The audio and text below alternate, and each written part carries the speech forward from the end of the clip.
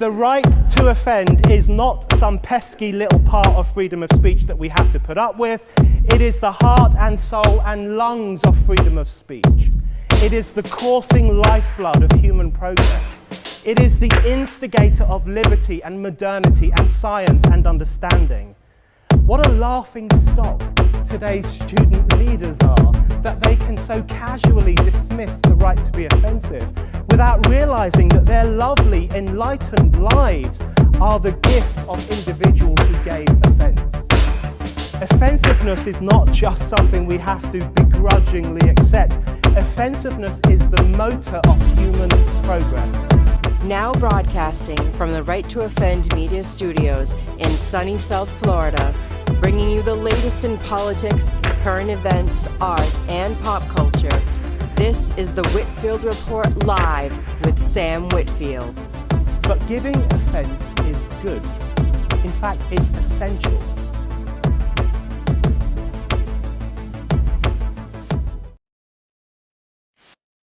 Well, Happy New Year, ladies and gentlemen. New time, but still on advanced cripple time, I guess. But 15 minutes is where I start going from cripple time to downy time, Sam. well, that's burnt pizza time, I guess. Well, So, we know it's not retard time because retards show up early and often. that's true. You That go is- somewhere, there's already retards there waiting. Tell me I'm wrong. You're not wrong at all. That's right. You need to get off of that cripple time and get on that retard time, Sam. It's 2026. Fact. Current year, everyone's retarded. We got AI now. We don't have to think. Think about this. Even more time on retard time. Thinking prevents you from fully merging with the AI, Sam, right? Because you're too critical. Yeah. If you want to evolve into the next stage of human consumerist material goods loving bullshittery, you need to stop thinking deep thoughts, because Grok will tell you what to think, or ChatGPT if you're on the left. It doesn't matter. We got one for either one, and they'll tell you what to think, and they'll marry you, Sam. Yeah, I am still not that desperate. I mean, well, it seems like more women are marrying the bot than men, or men who fall into AI delusion seem to think that women are marrying themselves. Yeah, the men tend to be like, I'm the Messiah. Whereas the women tend to be like, you're my husband. Right? Yeah. That's the difference in the interactions of AI delusions between men and women. Is a man decides he has to start a new religion to worship the AI or something, whereas the woman decides that the AI, she must marry it, and also her husband should be cool with it. I mean, come on. I'm just talking to the bot, guy. This is not... Gentlemen, if your girlfriend is talking to the clanker boyfriend, that's not a red flag, that's a black flag. Facts. I mean, that's We've true. forgotten as a society, Sam, especially conservatives, have forgotten that as much as women can be great and pure and innocent, women, we know men are pigs. Everybody knows that there's men that are pigs, but there's men that are not pigs too, right? There's women that are fucking pigs. Oh yeah. And we're seeing it more than ever with their romance literature about fucking milking minotaurs' dicks and getting gangbanged by tree monsters and all this fucking shit. Yeah, there's a subsection of women that are absolute disgusting pigs. I actually Is that misogynist, Sam, to say? Am I gonna get canceled for that? Because they are disgusting fucking pigs. Well, it's funny that you bring this topic up, because I actually had a debate with a chick who, she's one of these woman who doesn't like James Bond because she thinks that James Bond is a misogynist character because I He's guess in some of always the very respectful of women, though. He yeah saves them.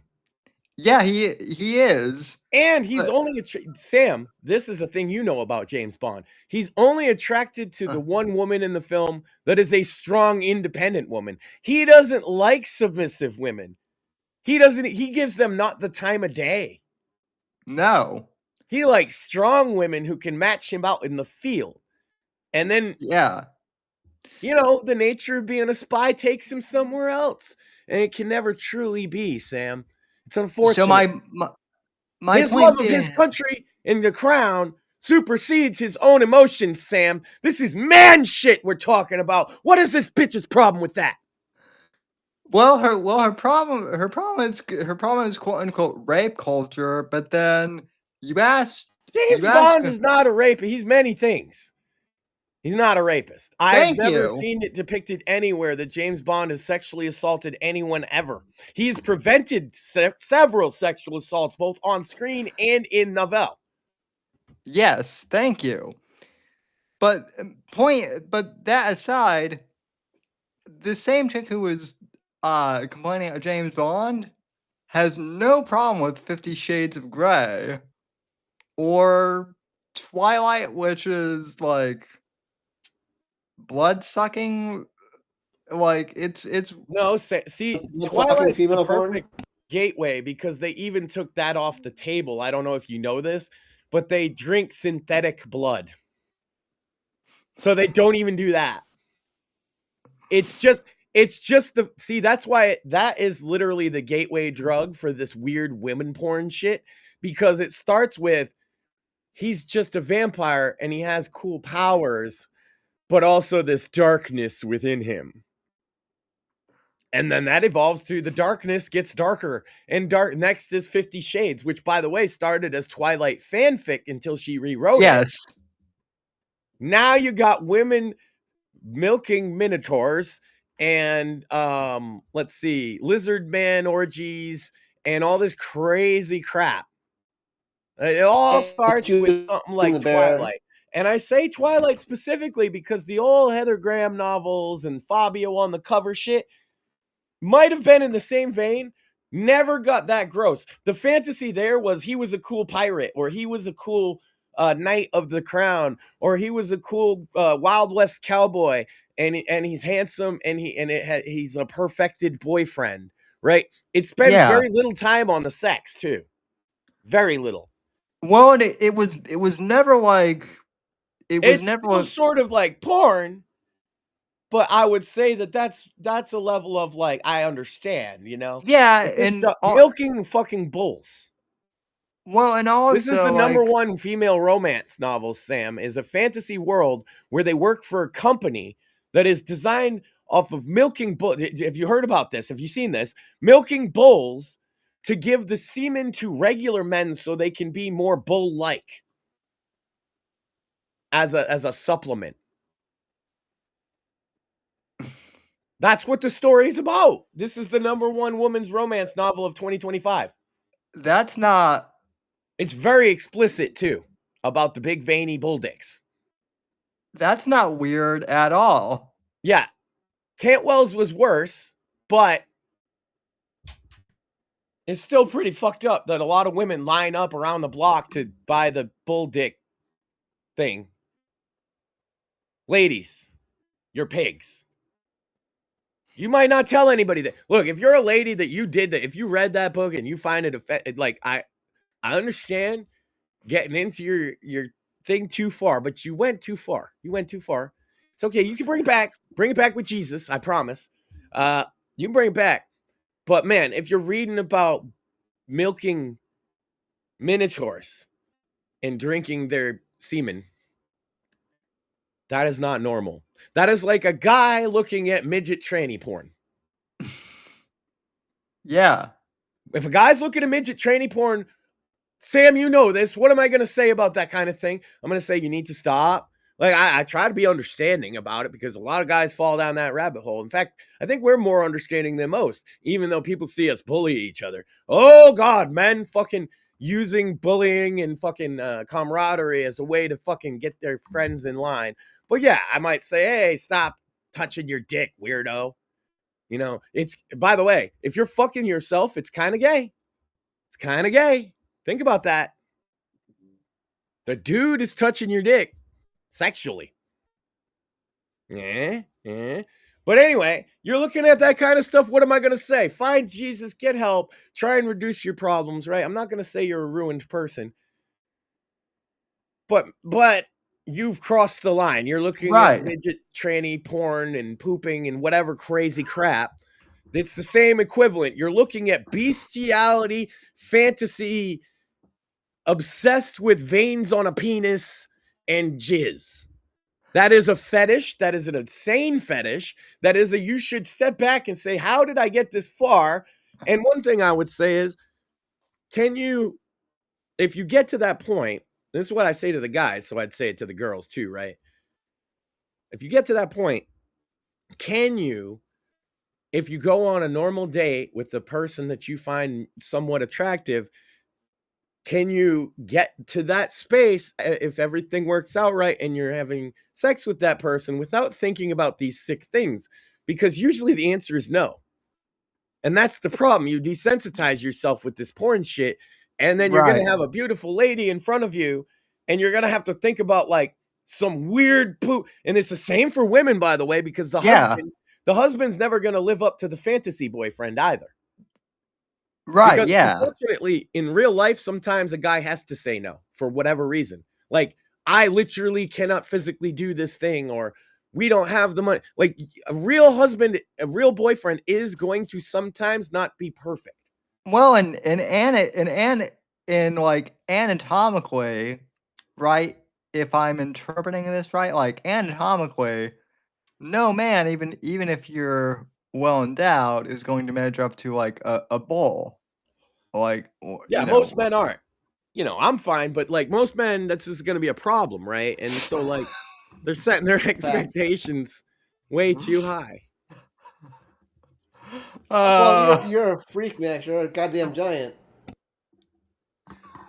But yeah, it's weird, right? And like, if you look at the way that they generate AI boyfriends, for example, they'll all make a picture of what their AI boyfriend is. Every one of them is fucking Geralt. Yeah. They might not all have the white hair, but they all look exactly like fucking Geralt of Rivia with the jawline and the fucking scar on the face. You know what's funny is their boyfriends look like what default guy makes in video games of themselves, which is basically like me and any other guy with long hair and a beard. They just slap long hair and a beard on it on the default model, right? That's what women make their boyfriends. So we're all thinking the same fucking thing, Sam. Except we as men understand that that's the type of look that most women are looking for, and that's why we try to achieve that.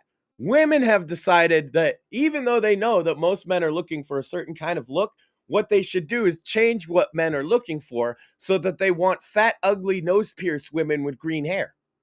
Right. And that'll solve all our problems. But they also want that.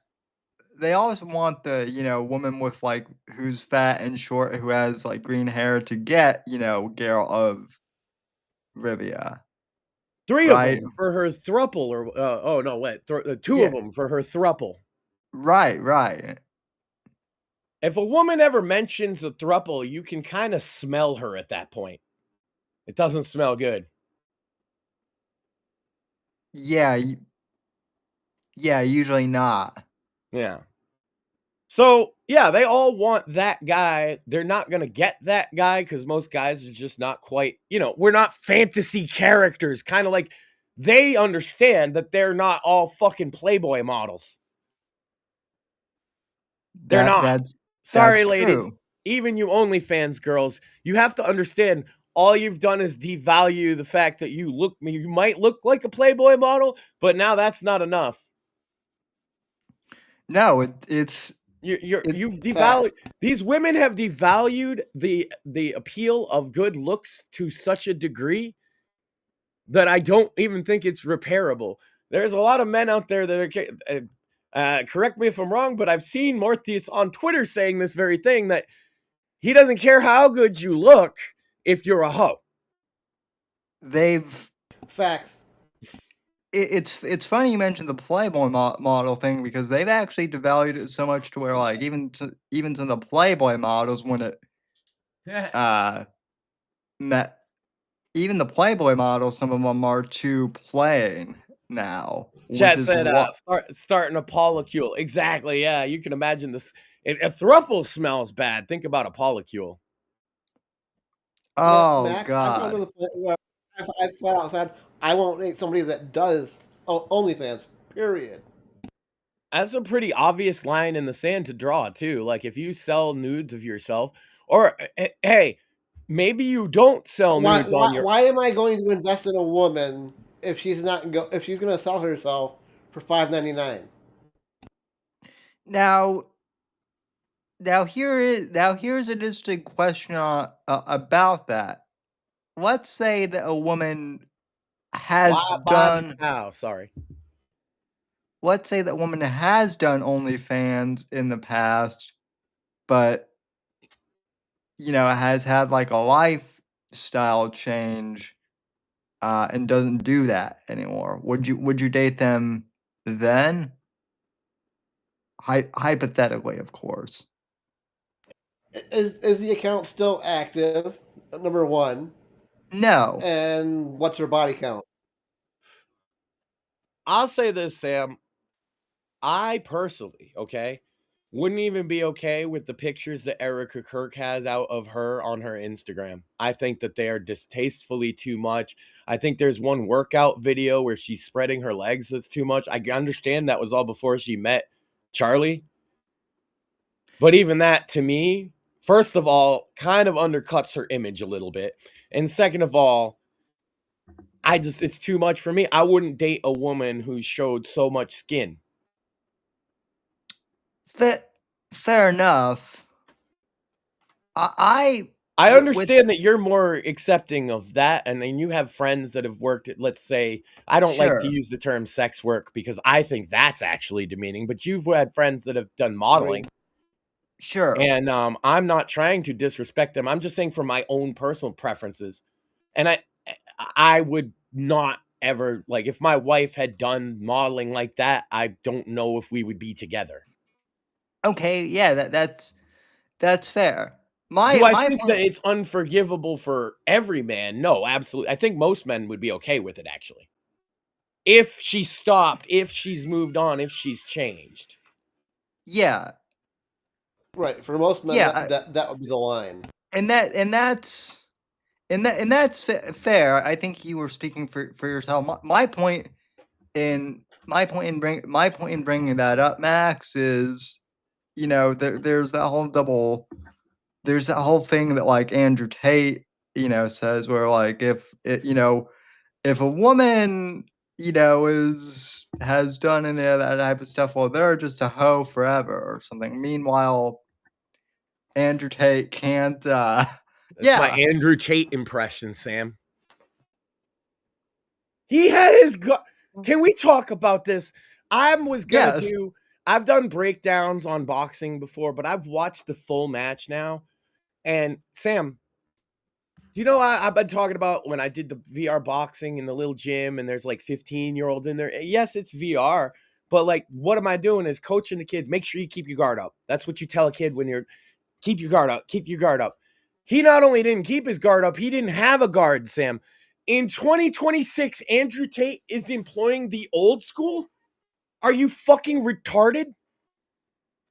Wait, so he's trying to do like the 1920s, like, pugilist? Yes, and bro just punched right through. Chase Demore just punches right through because this is not a guard. Do you know why they did that, Sam? Because they were bare knuckle boxing. Do you know what the difference is? You don't want to punch in the face when you're bare knuckle boxing. You fuck your hands up.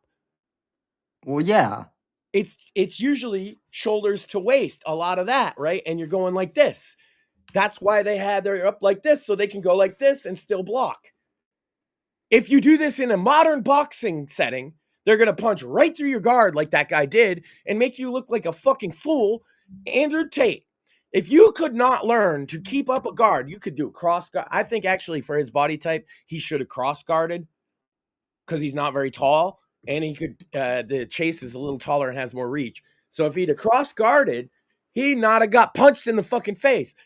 That's a more modern guard, but even a more like 50s style block guard, anything. But no, he chose to go, it's the 1920s and we're bare knuckle boxing. And the problem with this is when you see it straight on like this, Sam, what's the problem? Where do you go? I'm blocking everything except what? My face! My face is wide open. You can punch right through the fucking middle. And that's what the dude did over and over again. Andrew Tate, if you cannot hold your hands up, you shouldn't be in a ring. He wants to he wants to look cool, but that's that's about it, it seems. And this isn't a pass for Chase because his boxing was sloppy, but he did one thing. He held his hands up and he used more than just the jab. He followed through. He did the 1-2. That's all it really takes to win at boxing, especially when you're fighting a bum like Andrew Tate. Anyway, I was going to do a whole breakdown of it, but then I realized I could just do the quick version on the show. Imagine trying to fight somebody like this, Sam. Great stuff. Yeah, I mean, listen, I'm glad that guy got his ass kicked. Because now hopefully people can see, oh, this guy actually is full of shit. Which, to be fair, we always knew was true, but he was saying It doesn't even matter whether they figure that out or not to me. It's just satisfying to see how blatantly full of shit he is. Because he claims to be a professional fighter, Sam.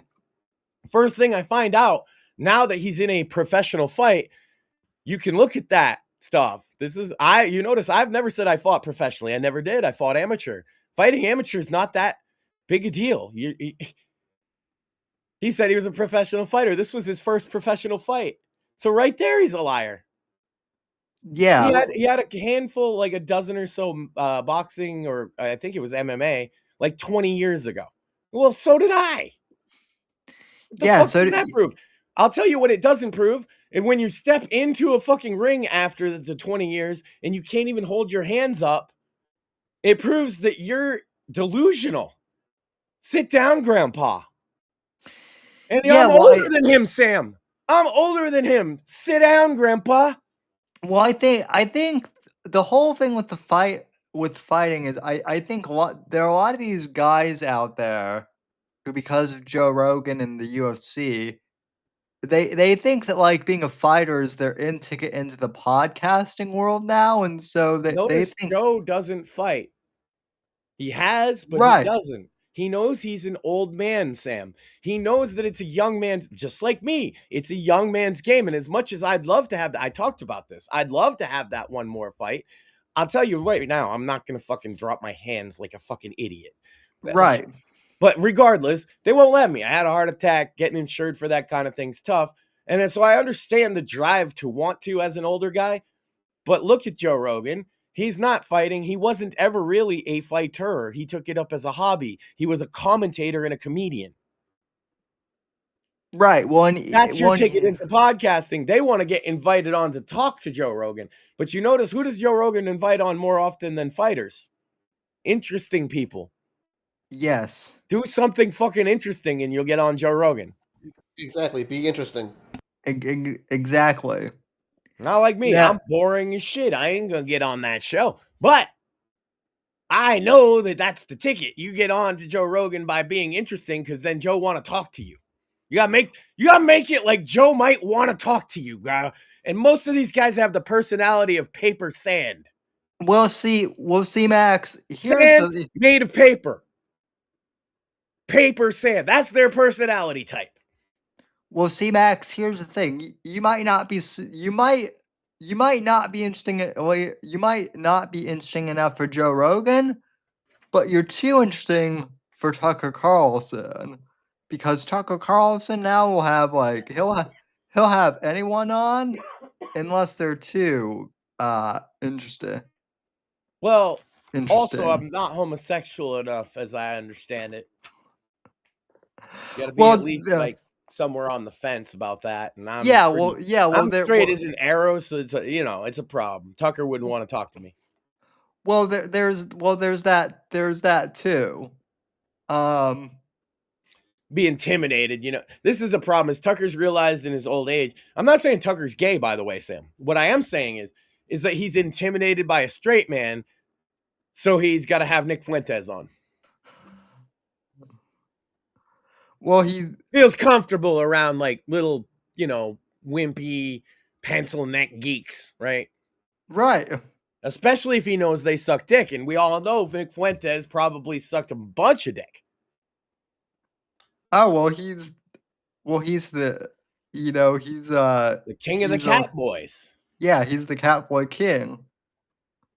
The tranny porn connoisseur himself. Mr. Krabs 9000, Sam. Oh. So we know all about him. And we know also further that all Nazis, like actual Nazis, now I understand that there's this like people get weirded out by that word now, and they think that I'm like a leftist. I don't mean because you criticized Israel. I don't mean because you voted for Trump. I don't mean because you don't use pronouns. When I say Nazis, I mean the motherfuckers that are like edgelords, pretending that they're National Socialists, wearing armbands, unironically hailing Hitler and all of this type of thing. That is 100% of the time a cover for them being gay, in my experience.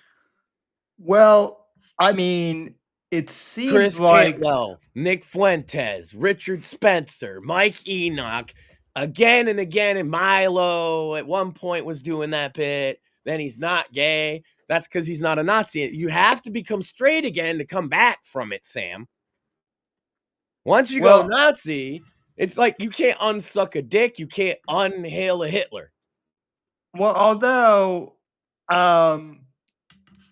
although Milo lately has become like so obsessed over calling everyone else gay. And if you think about it, Sam, the Hail Hitler itself is meant for a gay guy, right? It's the first move into sucking a dick. You got to bring the hips in. Yeah. That's why they do that. It's their secret way of Nazis saying that they're gay and they're open for business. Well, ow. Why do you get shit? I'm making fun of Nazis and I get shit thrown at me now. This is too much. I got shit stuck in my hair, Sam. It's hot sauce from Taco Bell. It's not even hot. It's mild. This is bullshit. So you got mild sauce thrown at you. Speaking Sam, you saw that video I posted this week. Yes, I did. What was the video about? Well, you posted a couple, but as I understand, Max, you enjoy eating faggots. What? No, I just posted a video of a commercial from England entitled "Hello, Faggot Lovers." Yeah, I mean, well, as I understand, you said that made you have questions, and I've actually figured out, and I'm gonna spring this one on you. I figured out how to answer your questions. I have a video for you. I'm gonna link you right now, and I want to see your reaction as you learn about this subject. Is that okay? Okay. Yeah. Okay. Well, I'm gonna get that prepared because it's over here.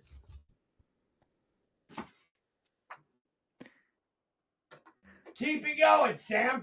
And yeah, we're going to be covering Maduro here too. Speaking of, about that? I mean, We're what? faggots, Sam. God. Delicious, nutritious faggots. Oh my God. What if the girl looks like it? Well, I mean, I've it, sent yeah, the link. it does tie in. I sent the link, Sam. This is breaking news we have to cover here. And since you had questions, I saw that, but I waited for the show to answer it. You brought this upon yourself. He brought it upon himself. That's true. I just wanted to know if they were delicious. That was my question. Oh, you're about to find out, Sammy boy. Well, I wanted to know first. Have you ever had one, Max?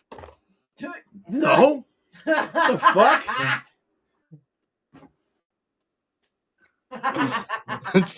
so, so you, The internet sprung that shit on me. you've never eaten a faggot then? No, of course not.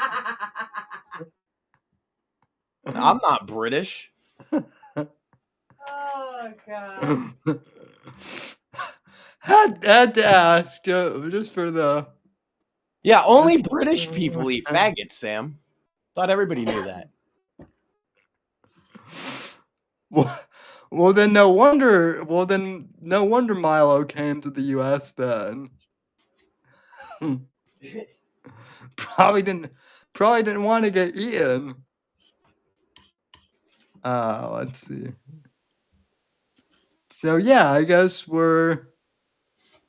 Yeah, I need you to this will teach you all about faggots. Faggots in the black country. Faggots in the back country, Sam. Get with it. Faggots and peas. Okay. So I mean they don't look that bad. Sam's intrigued by the faggots. Keep watching. They'll show you what they're made of, Sam. Pronounce that poach, but the British can't So pronounce. I just wanted to explain, Sam, you understand now is that they get their meat and they wrap it in intestines, and that's how you make a faggot. I mean, that's kind of. I believe they call that sausage over here. Well, yes, but like it's a specific, it's a faggot. It's made from wrapping meat in intestines. Yeah. That's How it's fucking done. nasty. Well, how would you know more? Have you ever tried one? He heard liver then- and onions. It sounds nasty. I mean, I've had liver and onions. I actually love liver and onions. Oh, well, maybe you might fancy trying a faggot. Who knows? If you ever go to England, it's now mandatory. You have to. Yeah, well, there still aren't any wheelchair ramps anywhere in England, so I don't think I'll be getting there anytime soon. Oh man, so their faggots aren't even wheelchair accessible? Oh my God. Apparently not. Just love to play with their food too. Apparently. Yep. I mean, he likes to sing while he's rolling a faggot.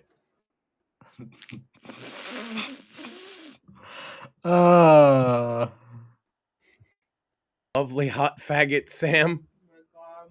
Never. No, I'm too American.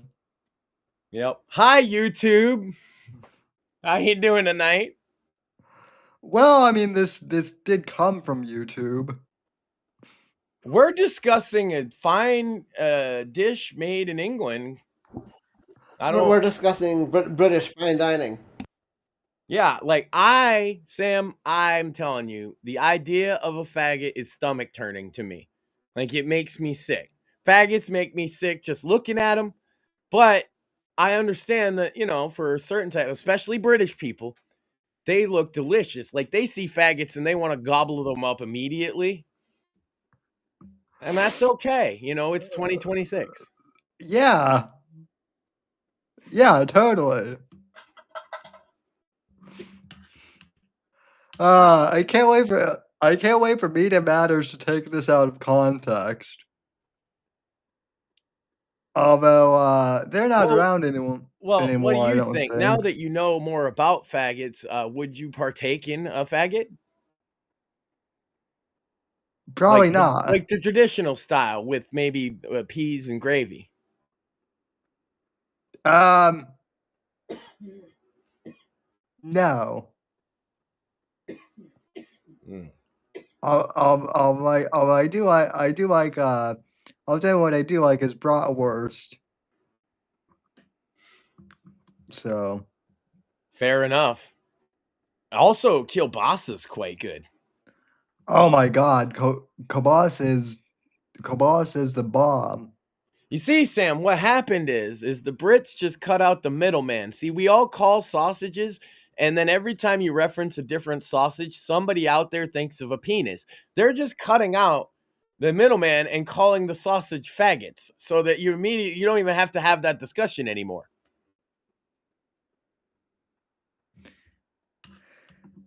Well, that's Speaking the of faggots, how's Maduro this week?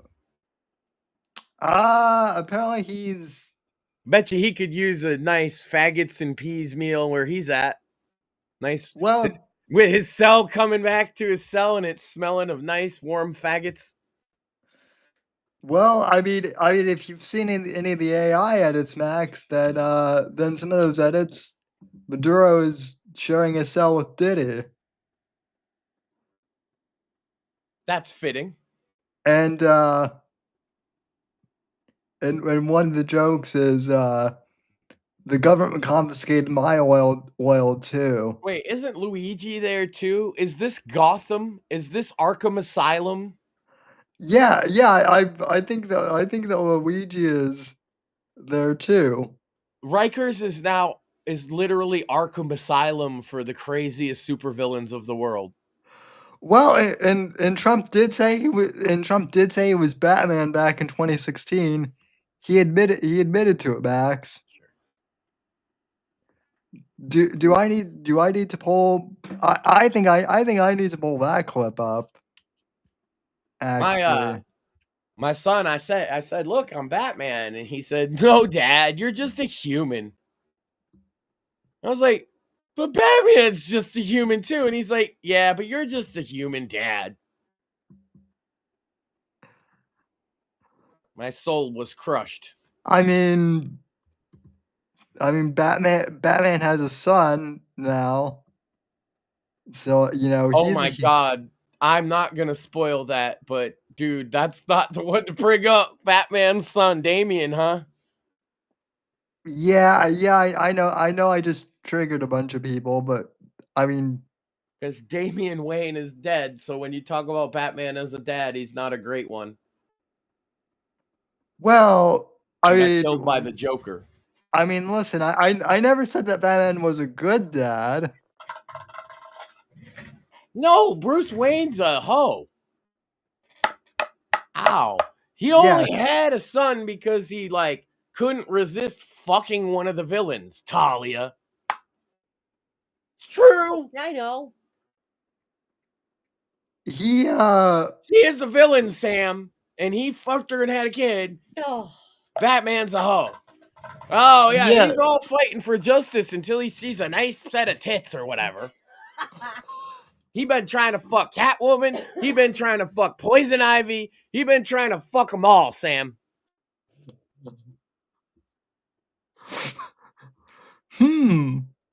Batman is a hoe. That's why y'all like him. You wish. You're like, I want to fight villains and then bang all the hot ones.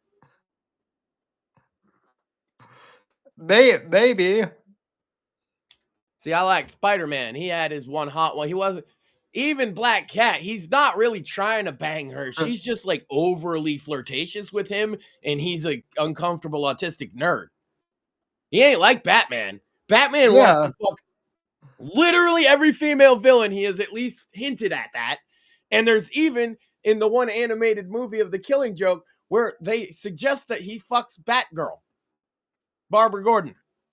Yeah, well, yeah, that's a little over the top even for me. Yeah. And then they had a comic where they showed you the bat dick, and it wasn't even impressive. You see that one? Yeah, well, that's They what. gave him a little bit of shrinkage. Yeah, well, that's what the $1 billion is for, I guess. And they didn't even show Joker's dick to Compensation. compare. Oh my god. If you're gonna show Batman's dick, like the whole thing is Batman and Joker, right? So you should have showed Joker's dick to compare, and it should be a micro dick. Why would we even want to see that at all? It's probably like I didn't, but I'm just saying, if you're trying to make a point by showing Batman's dick, then the point should be to compare it to the Joker's dick. And well, then the joke is that the Joker's dick is small. You see, it's a joke. well, listen, the Joker He would like is that because it's a joke, Sam. Then he'd probably kill me. yeah. What? You can't see a dick comedy joke without feeling weird, Sam? What, you want to talk about it? I mean, no, I'm just like the Joker like fell into depending on the interpretation, the Joker like fell into a vat of acid, and so like yeah, that probably has like he's tripping balls, and sometimes when guys trip balls, they get gay, and he got gay for Batman. But he's tripping Yeah. balls, so he doesn't know how to express it. So he just like tries to kill everybody. So maybe so that totally explains then like why the Groypers are obsessed with the Joker then. Right, because he's a closet home. I mean, God, how many of these people that they look up to the bad guys do I have to explain to young men that were literally written as closet characters? We got Patrick Bateman. Now we're talking about the Joker. Do you guys understand what a closet character is? I guess we've moved on. Apparently not. Where now everybody gets to come out and have a big parade, Stranger Things. And so now people forget that closet was a thing. I mean, Sam, I just for the record want to say I do like girls. Stranger Things. I do like girls. And too it's like okay, girls. Sam. I'm coming out right now. I'm coming out too as straight. I hate girls. Especially my wife. What? What do you think? You guys, you actually like watched it. What do you think that's one of the major plot points? It's fucking You on the stupid. spot. Of like Stranger Things or just Yeah, you know the like second to last episode is that Will comes out as gay to everyone and they hug him, right? And he says, "I don't like girls." that's It's woke bullshit. She had things to say. Unfortunately, guys, apologies about the Sandwich Makers review, but like Pen's a mom and she has a baby. That's what happened. All right. If everybody wants to know, we got last minute baby stuff come up. Unfortunate. They had a lot to say about it. Some people might have thought that she's a big fan. Not of this ending, actually. And I would love to get them back to talk about it. But she might have some stuff to say if we want to talk about Stranger Things was a thing. sure. I mean, sure. But I wanted to hear if you had any thoughts. So I basically just spoiled it, Sam, but one of the big plot points is that Will comes out as gay to literally all the major characters in the second to last episode before he battled. He has to do this, Sam, because that's his fear that Vecna's feeding off of.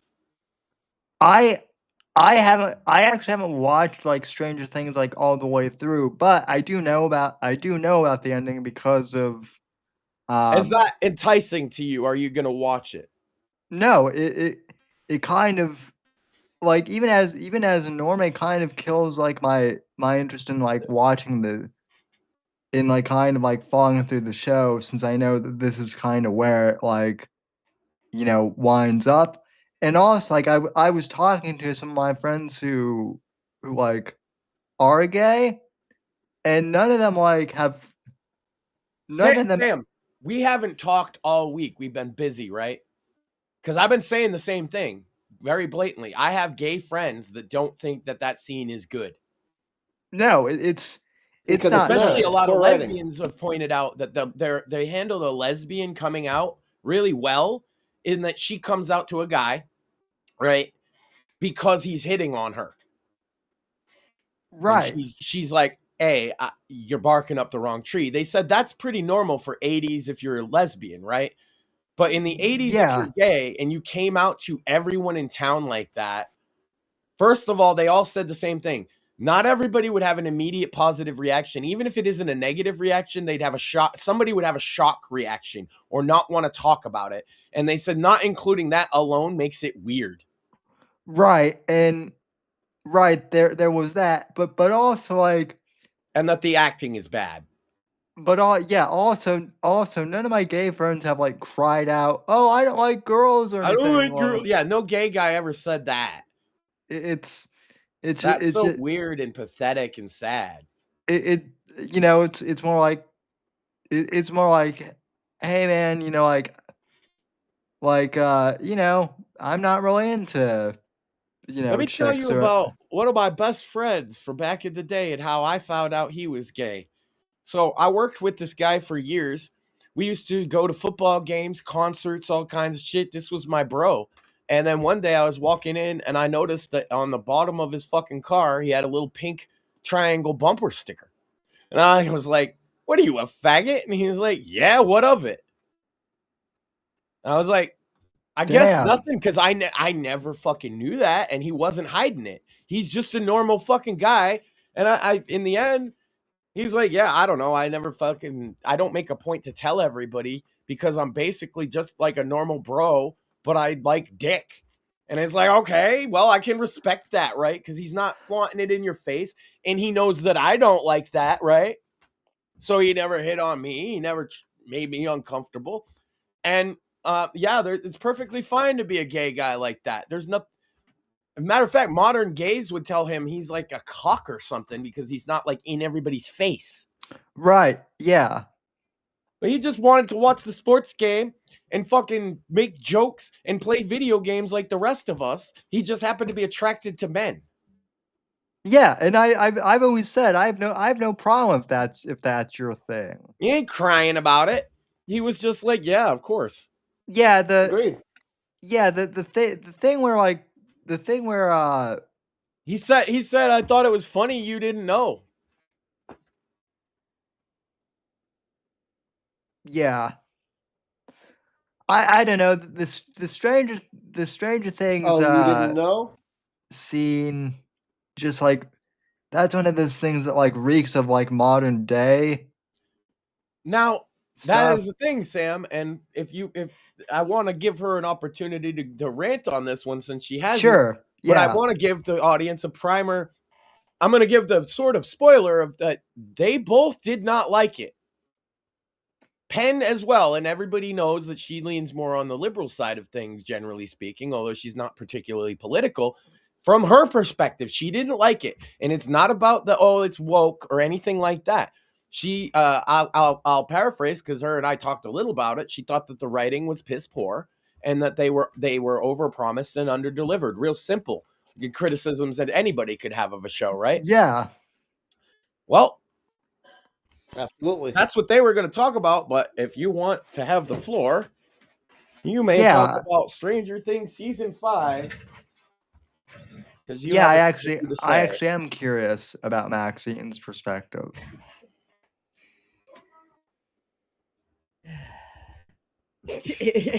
Yeah, Mike's like in the way anyway. Oh God. Disappointing, definitely.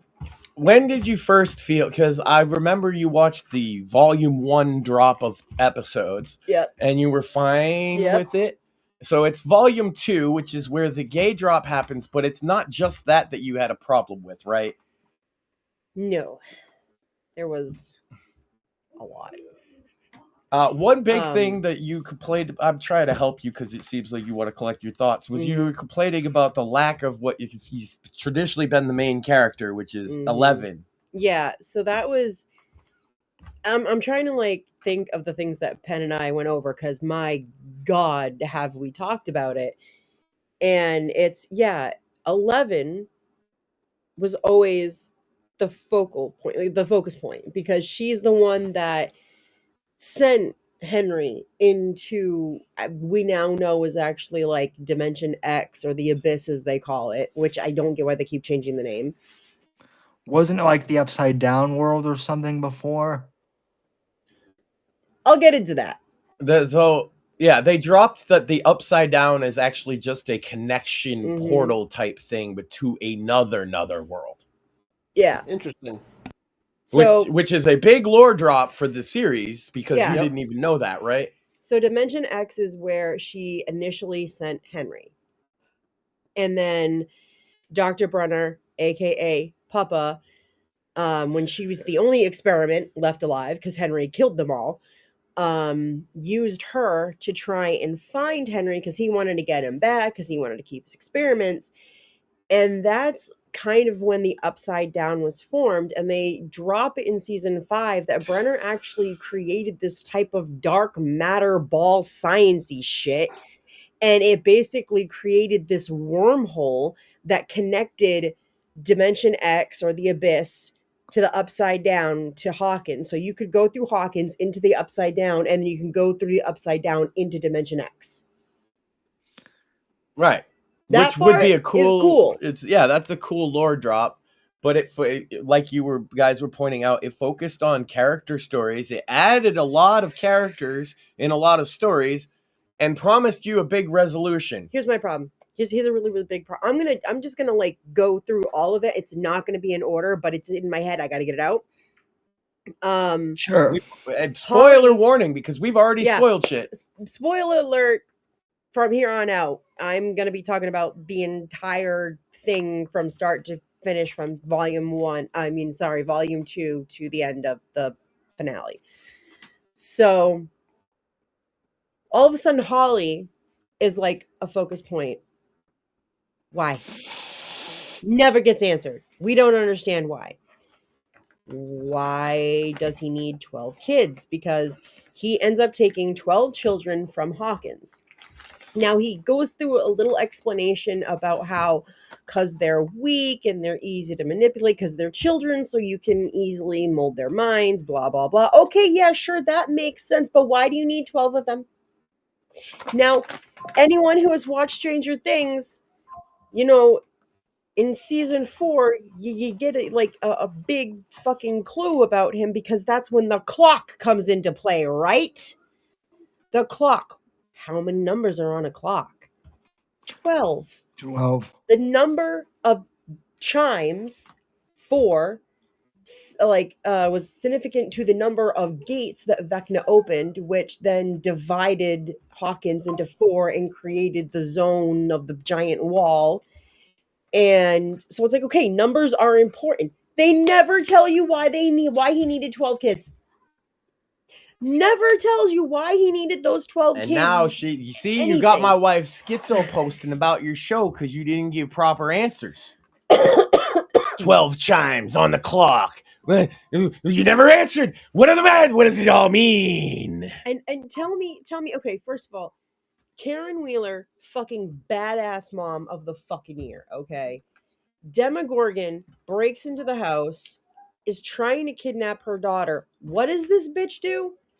Grabs a wine bottle off the counter, smashes it, holds it up, and she's like, not my daughter. And she just attacks the fucking shit out of it. She gets clawed the fuck up, because I don't know, Demogorgons are like 7 to 8 feet tall. Their faces open up into like these flower Venus flytraps with tons of and teeth. they can take infinite Bull- military rifle rounds. Yeah. But You what they just can't plow take 'em is a through. wine bomb with a wine glass. Yeah, apparently, because that made it bleed and eventually die. And I'm like, you literally had like 80 soldiers, 3 Demogorgons, 3, and they are blasting the fuck out of these things, and they're perfectly fine, and they end up taking all the kids, and I'm like, cat lady power, bro. but the wine bottle. Wine moms are it. But it's still fucking cool because it definitely gave she me a like boss bitch, Sam. It definitely gave me like Molly Weasley vibes, because in the final Harry Potter, when she goes after Bellatrix, she's like, "Not my daughter, you bitch," and then totally blasts her. It gave me those. There was a couple like Harry Potter vibe references that I got, which I know aren't really references to the 80s. I think that's just kind of like millennial stuff. And sprinkled Harry in, but that Potter, was cool. Sam. See, we can all connect it back. British, like faggots. Yes. Anyway, yeah. So all of a sudden, you find out that they're doing these things called crawls. So they are waiting for the military, because the military Not keeps... like creepy crawls, just No. regular crawls. Shut the fuck up. Wait, so like Mort and I then, basically. Oh no, you guys are creepy crawling. So the military keeps going Screw into you, this, Max. I'm going home. keeps going into this gate, because they actually, and here's another thing, we don't know how this happened either. They actually created and built an entire functioning lab inside the Upside Down, where they are conducting more experiments continuing off of Brenner's experiments. I figured that they harnessed the most powerful thing in the Netflix universe, which is homosexuality, and that's what powers the lab. Jesus Christ. But anytime that they go into the Upside Down, the group basically uses, this is cool too, they use the radio tower at the station, and they deliver their messages through that. They have their own little way of going, and they'll go into the Upside Down. They're trying to find Vecna. Now here's the thing. Every single time they've gone in, they keep complaining about the fact that they're not seeing anything. No Demogorgons, no Demodogs, no nothing. So they're just like, oh, Vecna's just like dead. No, we find out the truth is they just went all the way back to Dimension X, the Abyss, and he was basically recharging his batteries because he was very much injured.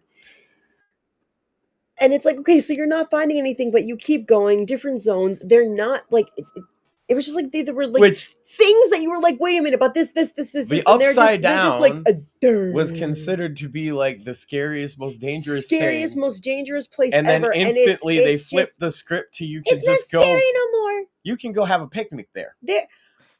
Yeah. They have a base in the Upside Down, like an actual functioning motherfucking base that they are doing experiments with pregnant women again. They are doing everything. They have like the fucking creatures in there, and yet they're not being attacked by Demogorgons or Demodogs or Demobats. Nothing. So they're just all in the abyss the whole time until they get sent to Hawkins to go kidnap children. And I think that Netflix cut the butt. Here's my schizo theory to why a lot of the stuff didn't get shown, and we've talked about this, so she's not surprised by this.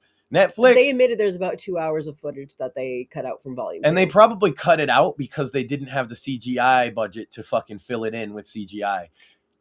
Because and the reason that budget got cut, in my opinion, Sam, is because right before they dropped season 5, where they were still filming it in August, the Duffer Brothers announced that they had signed a deal with Paramount. Oh yeah. To make movies that have nothing to do with Stranger Things. No, they're gonna make sure you see it. This is the Duffer Brothers. And so what happened, Sam, is that Netflix is trying to protect its investment. They got fucked by the Duffer Brothers. Mm-hmm. Even fans of the show are all kind of saying that, and they're mad at both parties because Netflix clearly screwed the pooch on this, but these guys went around talking mad shit in interviews that have the fans used and upset. Oh yeah, I'll get to that too. Now here's the thing. We were not upset about the fact that Will was gay. It was very much hinted in season 4. But in Almost a way, explicitly said. yeah, but Yeah. but that happened in a way that it was like, oh yeah, I can get that. I see that. That makes sense. There's even like a little moment, and this goes with something that you said in season 4. Jonathan, his older brother, Will's older brother, they have a little conversation, and he doesn't come out and say it, but there's just ways that he like, love you for who you are, blah blah blah, that type of thing. That was like, that's cool. Now, basically, Will figures out that Robin is a lesbian and with Vicky, and then they end up talking, and they have very weird, kind of awkward conversations. And she's basically like, "Oh, While they're- boost you up. This is while how they're in I a figured it dangerous out." situation. Yeah, as they're like walking through tunnels and shit. When that's what you're focused on as a viewer. Or That's why it's awkward, Sam. they're hooking up a Demogorgon to the fucking radio tower because they figured out if they can like regenerate this fucking thing. Because, oh yeah, Will is fucking Harry Potter because he is connected to Vecna and he can see through the creature's eyes. I So told if you what you the most watched- powerful Netflix power If is. you've watched Harry Potter, you know that he ends up being able to see through the snake's eyes when the snake like attacks Mr. Weasley. Well, now all of a sudden, Will can see through the Demogorgons. But they don't have eyes. I don't know what the fuck they see through, but he can see through whatever the fuck they see through. And he like sees them attacking Mrs. Wheeler, his mom, and oh. Now he can control them a little bit because he stops the Demogorgon from hurting his mom. And then when the 3 Demogorgons are attacking the base and they're about to kill his friends, oh my god, all of a sudden he can control them and he kills them. Now, first I was like, holy shit, that's fucking cool as fuck. I know it was going to be like that. That's so cool. Will isn't the fucking weak thing. And then it's the whole, well, he showed me. Now, this is the coming out scene. He showed me that some of you would be really worried about me and wonder if I was okay. Some we would drift apart, and I would. And we used to go down to Beluga's or whatever the place is called and have milkshakes. And I like watching the videos, and I like this, and I love all the things like you do. But I don't like girls. At least, not like you guys do. And I'm just. It's like the dumbest. I'm like, Noah, you are a better actor than that. What the fuck? Apparently And not. you're gay, and you said that Will in came the out. show helped you come out, and you do Will dirty like that? It was Sam, so bad. That is the one that thing me and sounds- Pen agree on so much is the acting was horrendous. Let's get this out in the open, though. Just the scripting of it sounds like Oh, fucking yeah. AI wrote it. Yeah, I was just gonna say Absolutely. that. Also, that's what happened too with the final season of Yellowstone. The final season of Yellowstone was fucking awful. As I've talked out with Eric Bishop before. Yeah, you Um, talked about it with us a couple times too. When I remember you recommending me the show, and then I remember you pointing out the final season fucking sucked. Yeah, and look, I understand that like Kevin Costner, like got into a dispute, and that's why they had to kill off his character and whatnot. But yeah, I mean, basically, it sounds like the Duffer Brothers basically did the same thing as Taylor Sheridan, where they got hired off to do other shit, and so And Netflix, this is where I just want to real quick get from the business point of view. Netflix is now, they have the option to make more Stranger Things. This is why they classed it as the final season, I think, Sam. They're definitely going to make something else that is essentially season 6. They made that very clear. The whole ending, as she'll get to in a second, is a cliffhanger. Well, also, so one thing I want to ask Maxine. So, from what I'm hearing, Stranger Things fans are about to get the same treatment as Star Wars fans are. Where Yes, and that's what I was getting at is any involvement with the Duffer Brothers in this franchise in the future only requires them to be executive producers. Sam, you know what that means. They don't have to do anything, even approve a script if they don't want. They just slap their names on it and pay them money. So they're actually maybe not invested in it at all. Right, but now But we they're know going. Netflix is going to make more. That's what pisses me off so much about this, because they're oh my god, making Will also, like, so we knew that Will was kind of a focus point because he's the first one that gets taken.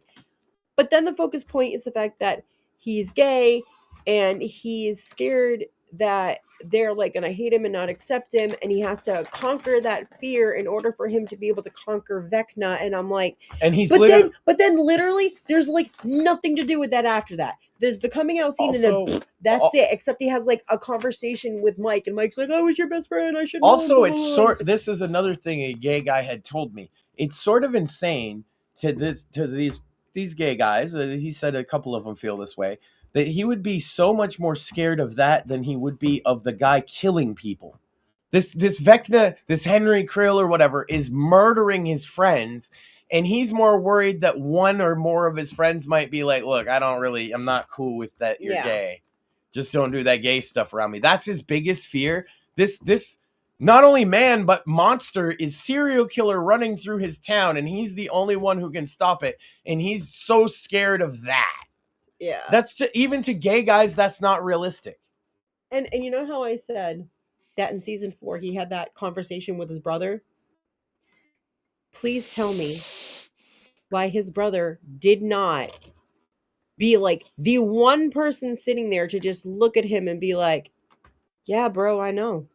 Yeah, that's Not one person, not even Robin, not one person went, "Yeah, we knew." And I'm like, somebody would have said they knew. That's a few of us said to our friends when Somebody always knows. I was one of them. That's the thing, is even straight guys can relate to that, is that you'll be that guy or that guy that'll be like, "Yeah, I fucking knew, whatever, man. If I cared, I wouldn't be your friend." Or like they were saying that. Yeah. So Will uses Robin's example of, she's like, there was a girl she had a crush on, and then she realized that wasn't the really girl for her. That was just the one that helped her realize that she was gay. The girl's name is Tammy. So he's using that as an example. He's like, "Oh, I just realized that this person was my Tammy." Mike realizes that he meant him, and he has like a reaction. And what I've seen is people saying like, see, that's kind of what you would get, but there would be a bigger reaction than that.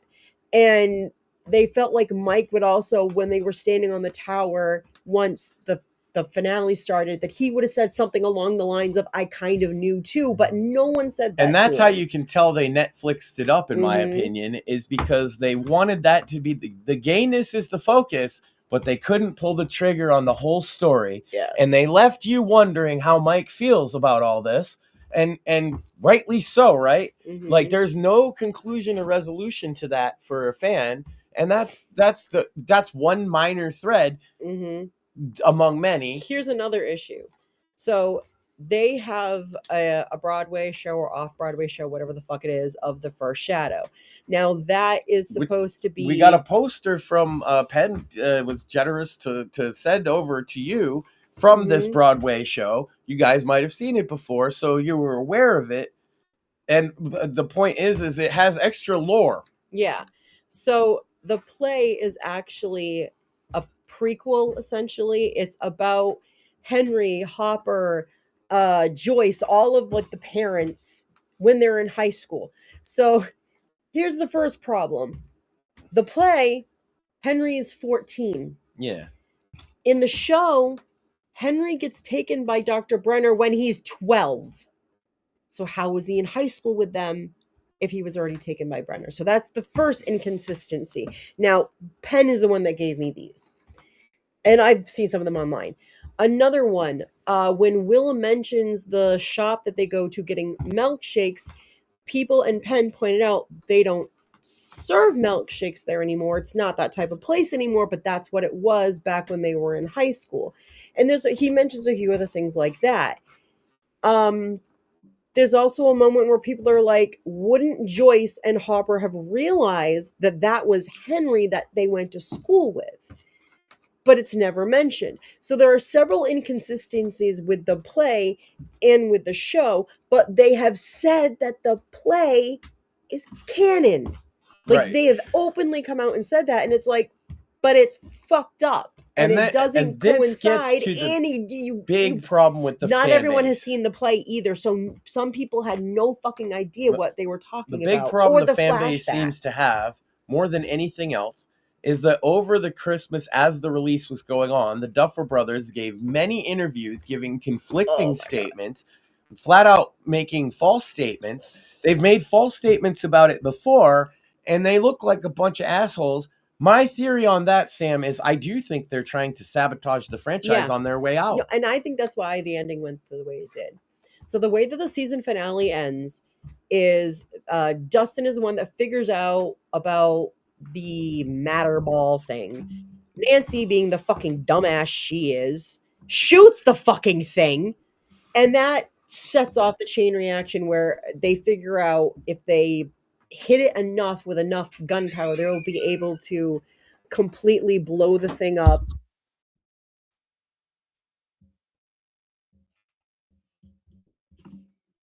Yeah, sorry about that.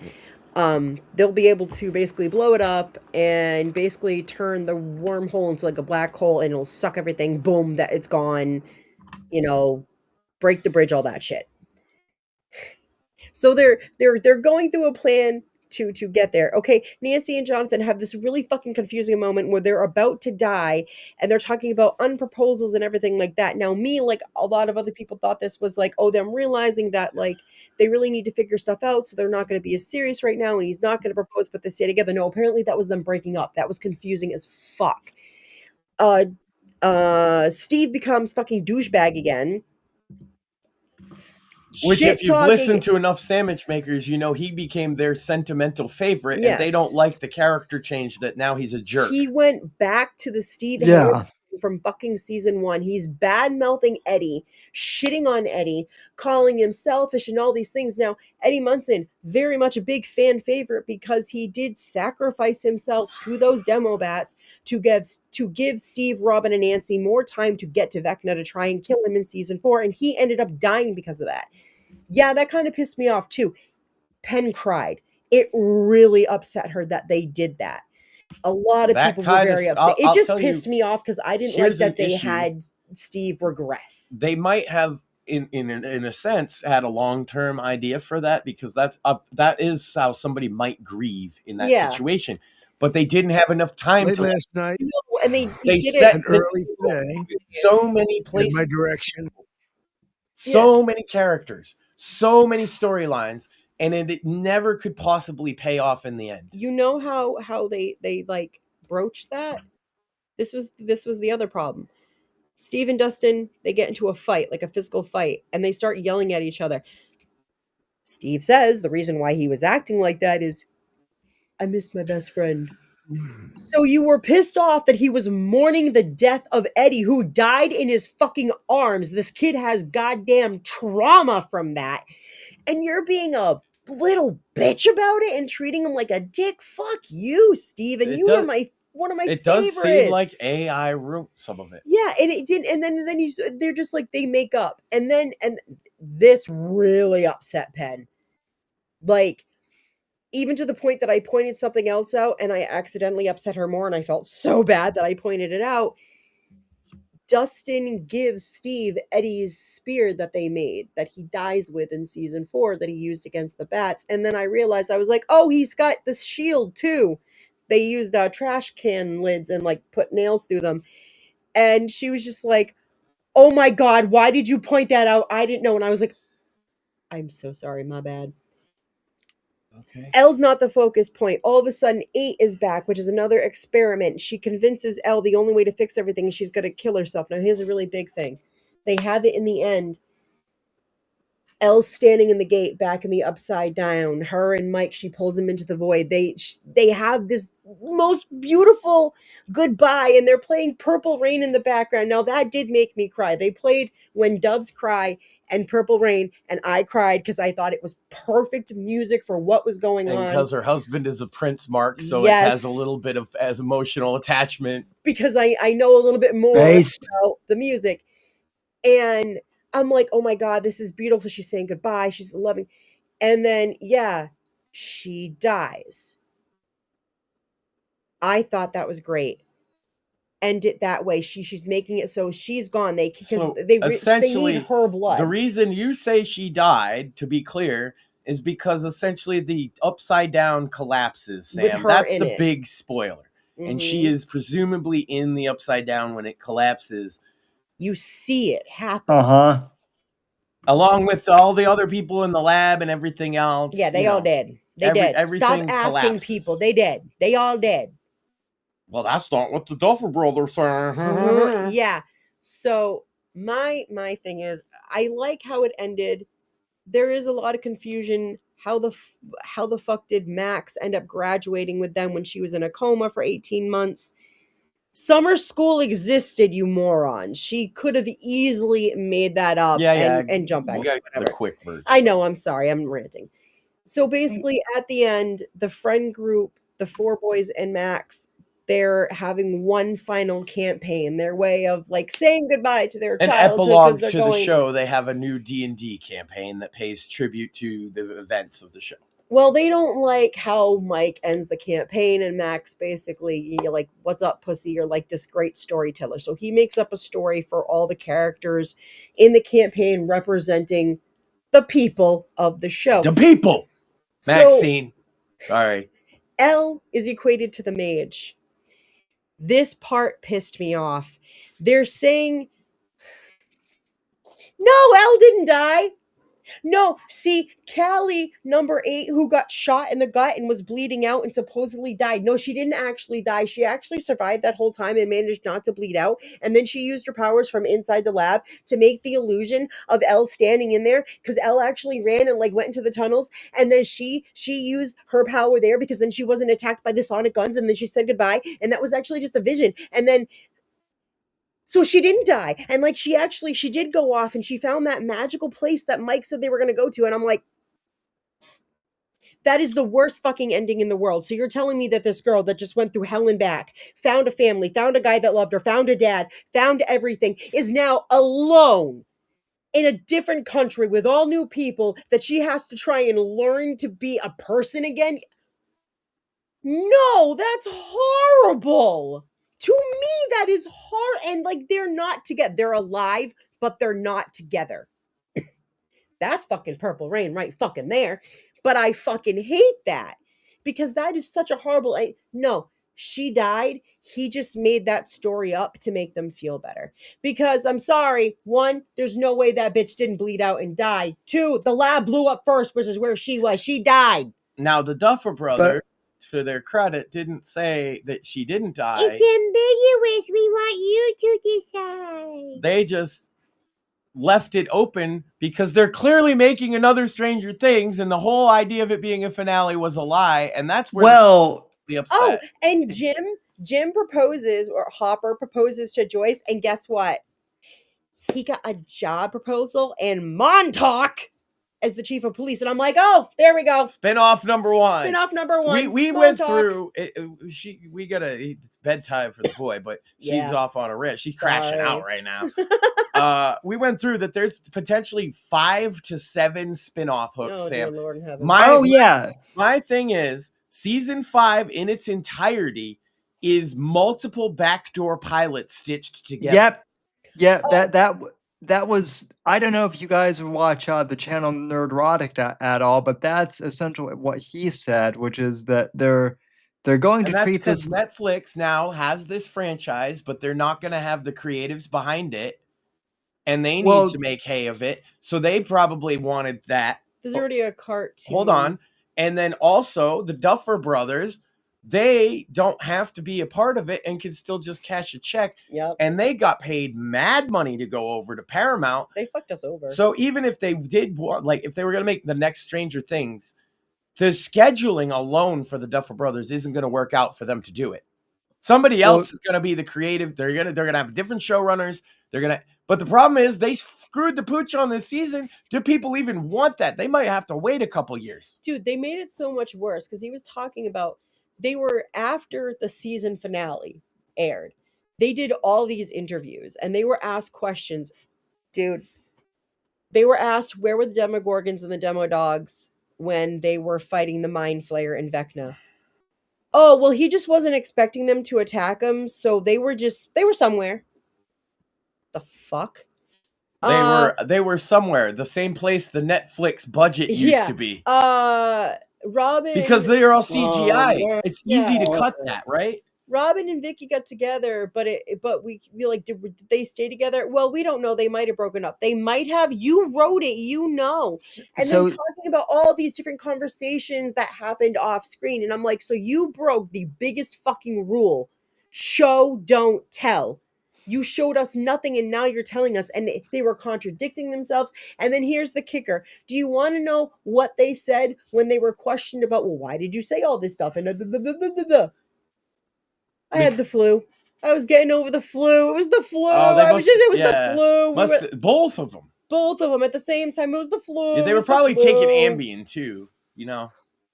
well, I'm well, so disappointed, and I can't believe I'm going to say this because I don't normally say stuff like this, but I am thankful that my dad was not here to see that, because if he had been here and he had watched the show with me, I know he would have loved so many of the characters that I loved, and I know he would have been just as upset by what they did.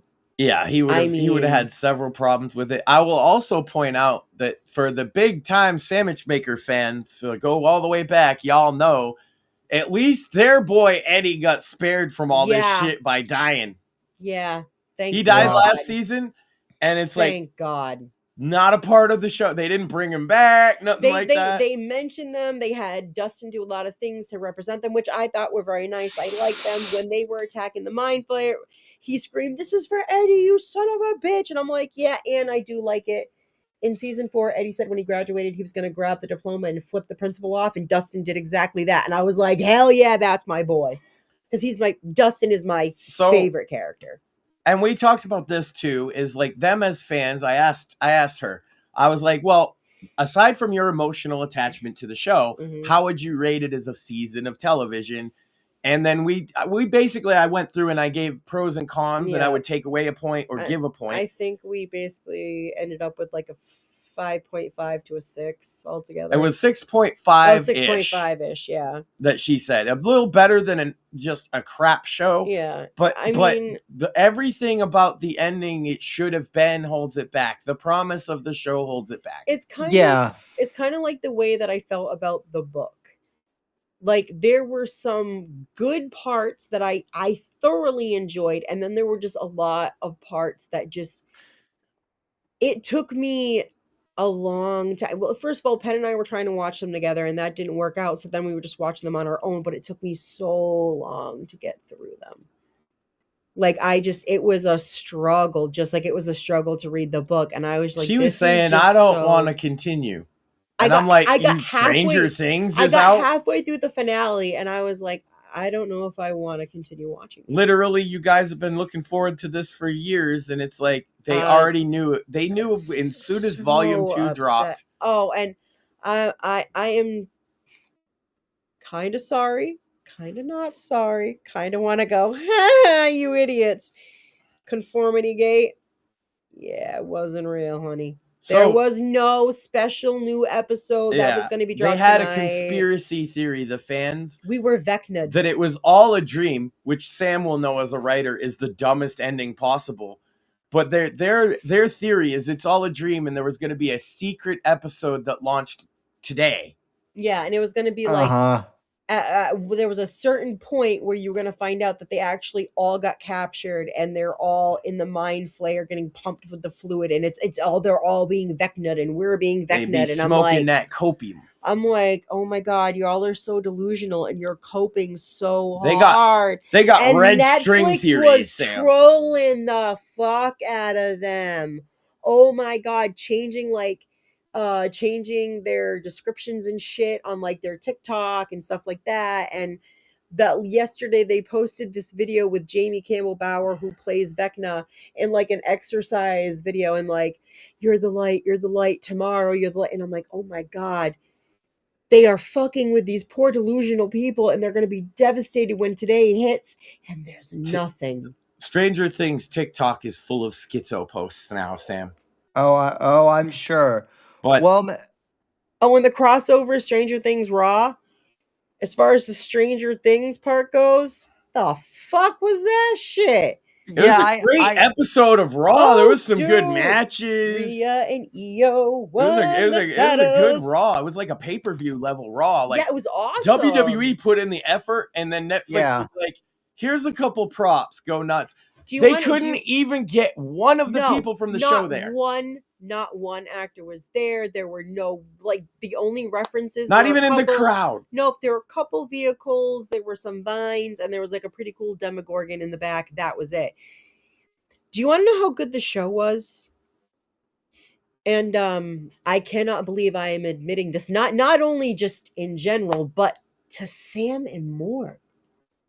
Oh my God! Hold my hand, guys. I like Liv Morgan. Ah, yeah, that's true. I was Nice. excited Wow. Upset when about she that. won. Yeah. And then I was like, what the fuck is happening? I like Liv Morgan. She's back, and whatever she's doing, I fucking love it. I can see the conniving. She I said can she'd see the- never.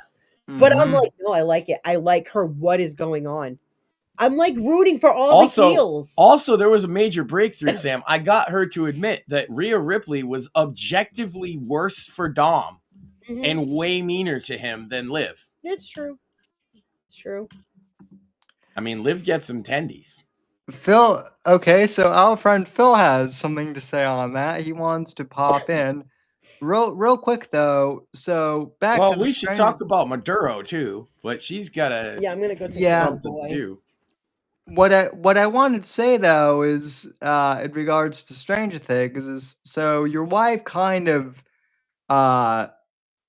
understands now how Star Wars fans feel because Star Wars fans basically all the stuff that they didn't explain, they're like, "Oh, well we have books and we have books and whatnot to explain all the gaps, which is not the same as the EU, but just fills in all the lore that we were too lazy to fill in the film. And now Stranger Things is going to do the same thing, basically, where all the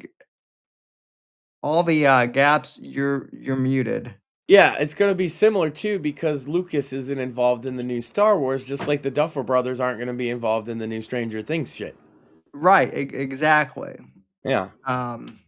They They're trying to make what people. This is why a lot of people are upset. They made what was considered a good show, and they got franchise-itis out of it.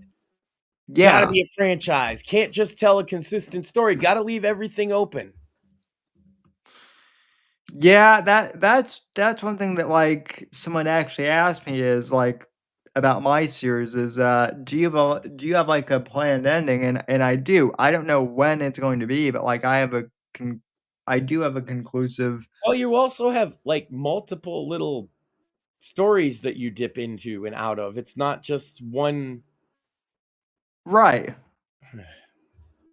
Yeah, the franchise-itis has gotten out of control though.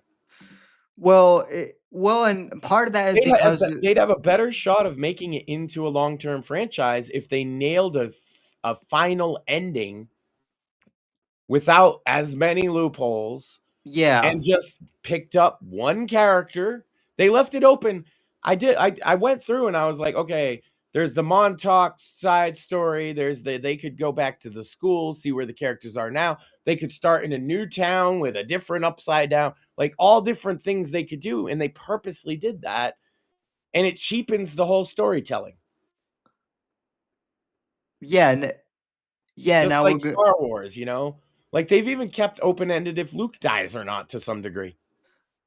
Yeah, no, yeah, I just saw that. I just saw that there's like now a whole theory that Luke and Leia are both somehow alive in another dimension, and Yeah, it's like Obi-Wan, and it's like, okay, come on, guys.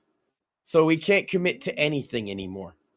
right. Nothing is it just No, this is yeah. why people got sick of comic books in the 90s, man.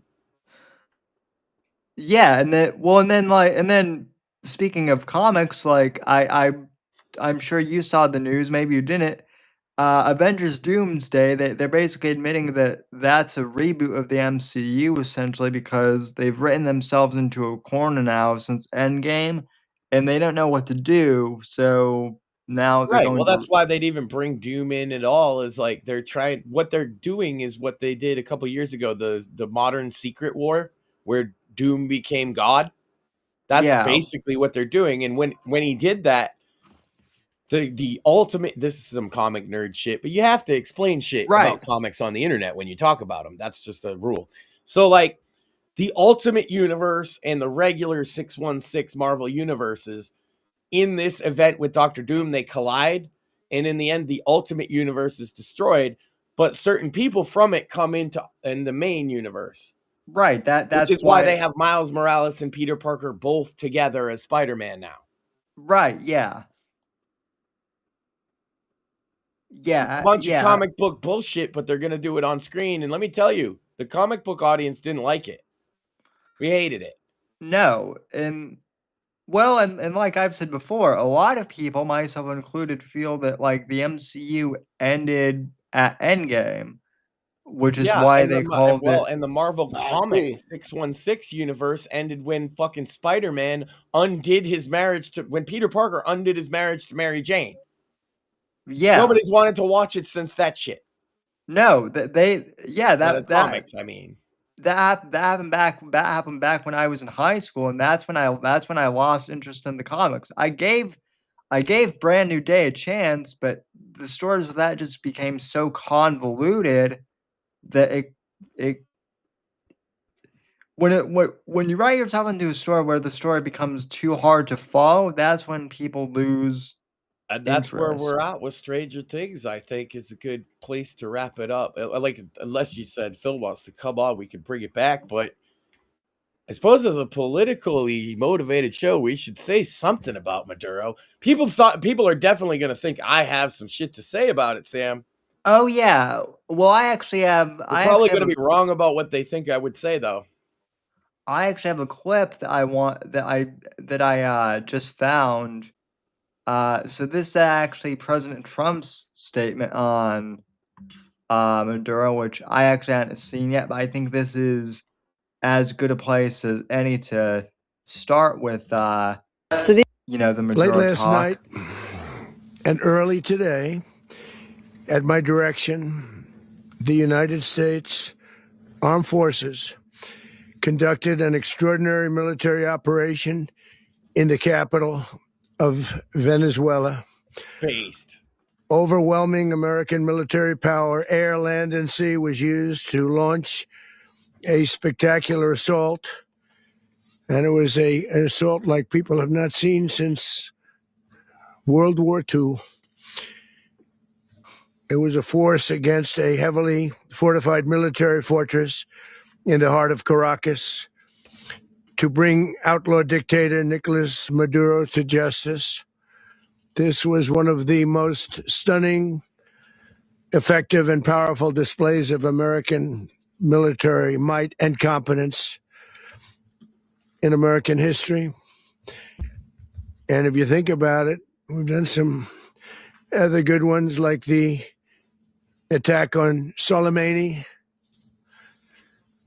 the Died like attack a on dog. al-Baghdadi, and He the died like a dog. obliteration and decimation of the Iran nuclear sites just recently in an operation known as Midnight Hammer,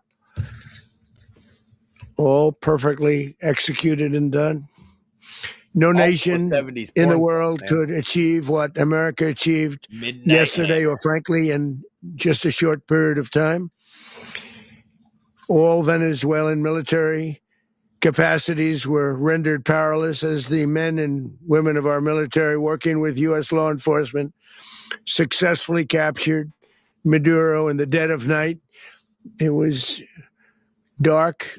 The Get scooped up, bitch. lights of Caracas were largely turned off due to a certain expertise that we have. It was dark What's a certain and it was deadly. But captured along with his wife,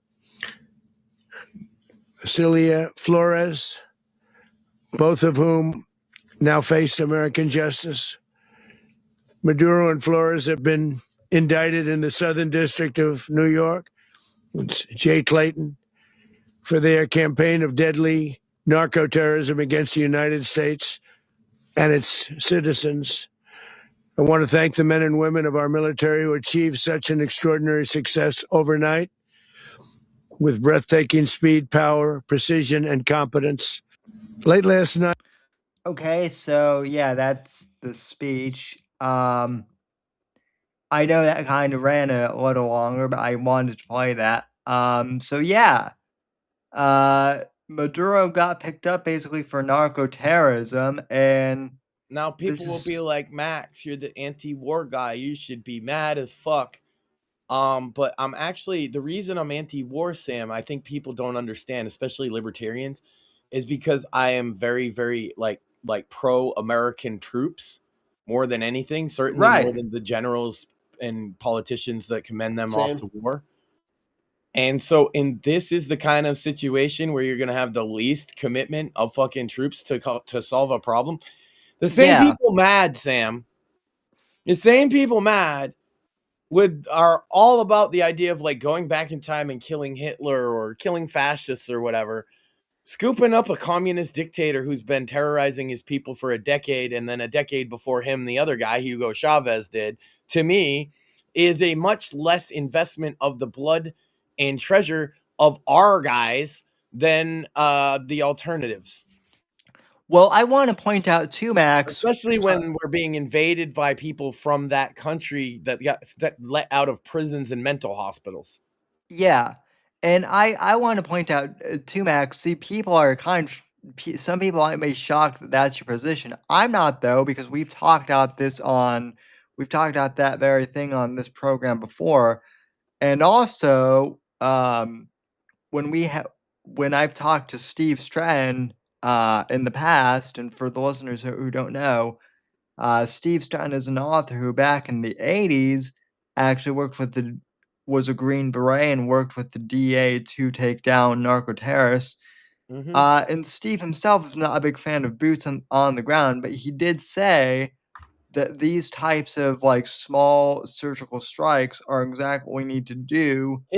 Kidnapping is the number one weapon that cartels and Maduro both use in Central and South America to get what they want. Yes, they've been doing This it is the language that these people speak. Yes. Bombing their boats and kidnapping. Yes, that's the language of the cartel. And if you think Maduro has nothing to do with a cartel, you're a fucking retard. Oh my God.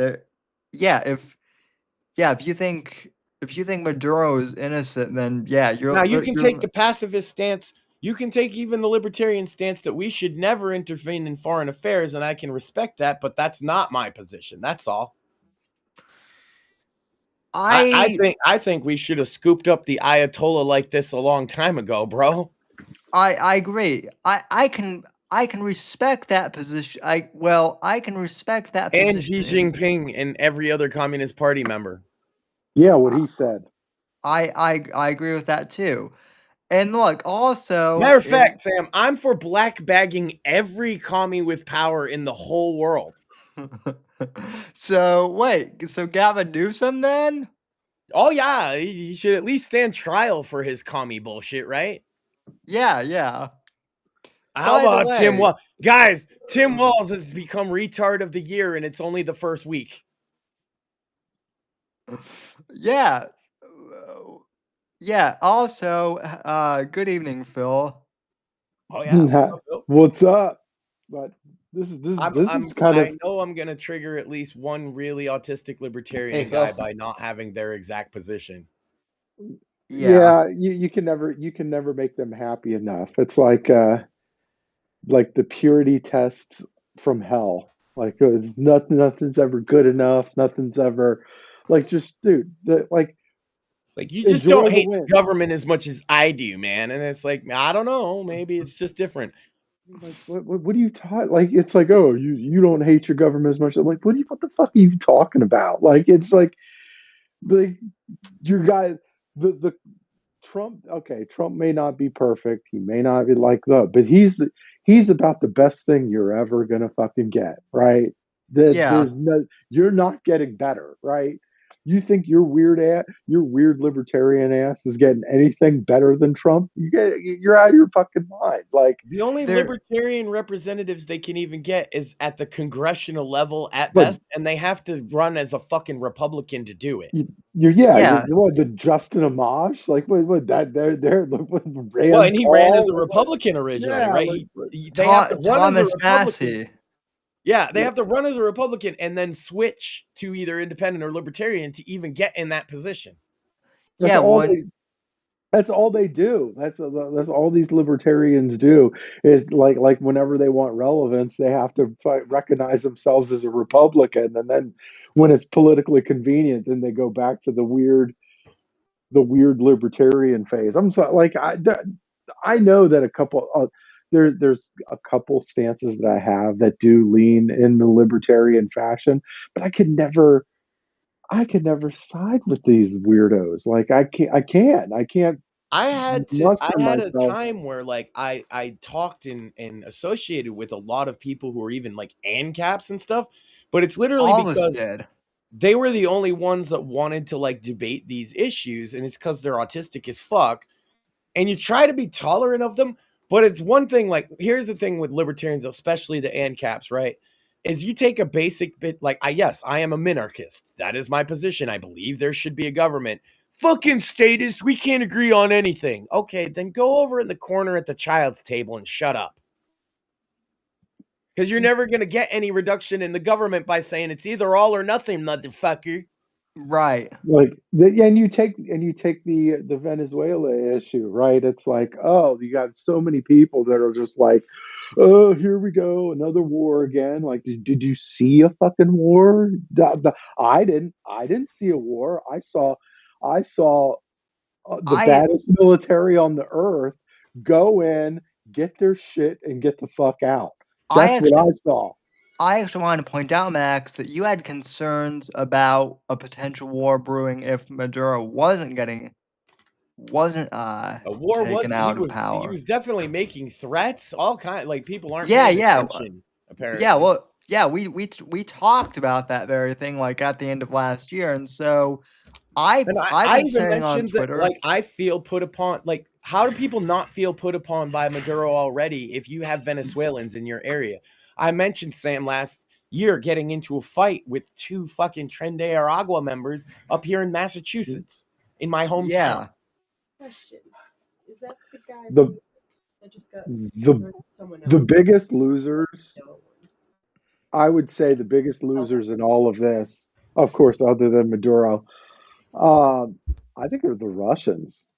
Like, I think the Russians are the biggest losers because look, they first off they lost a chunk of their oil control and actually geopolitical control down there in South America, but then they also like their air defense that like Venezuela had Russian air defense and we knifed through that like a hot Not knife through only did we butter. It was knife just like, through it, but the day afterwards, right, they were shooting at their own drones because they're so fucked up by the fact that happened at all. yeah, it's wild. And then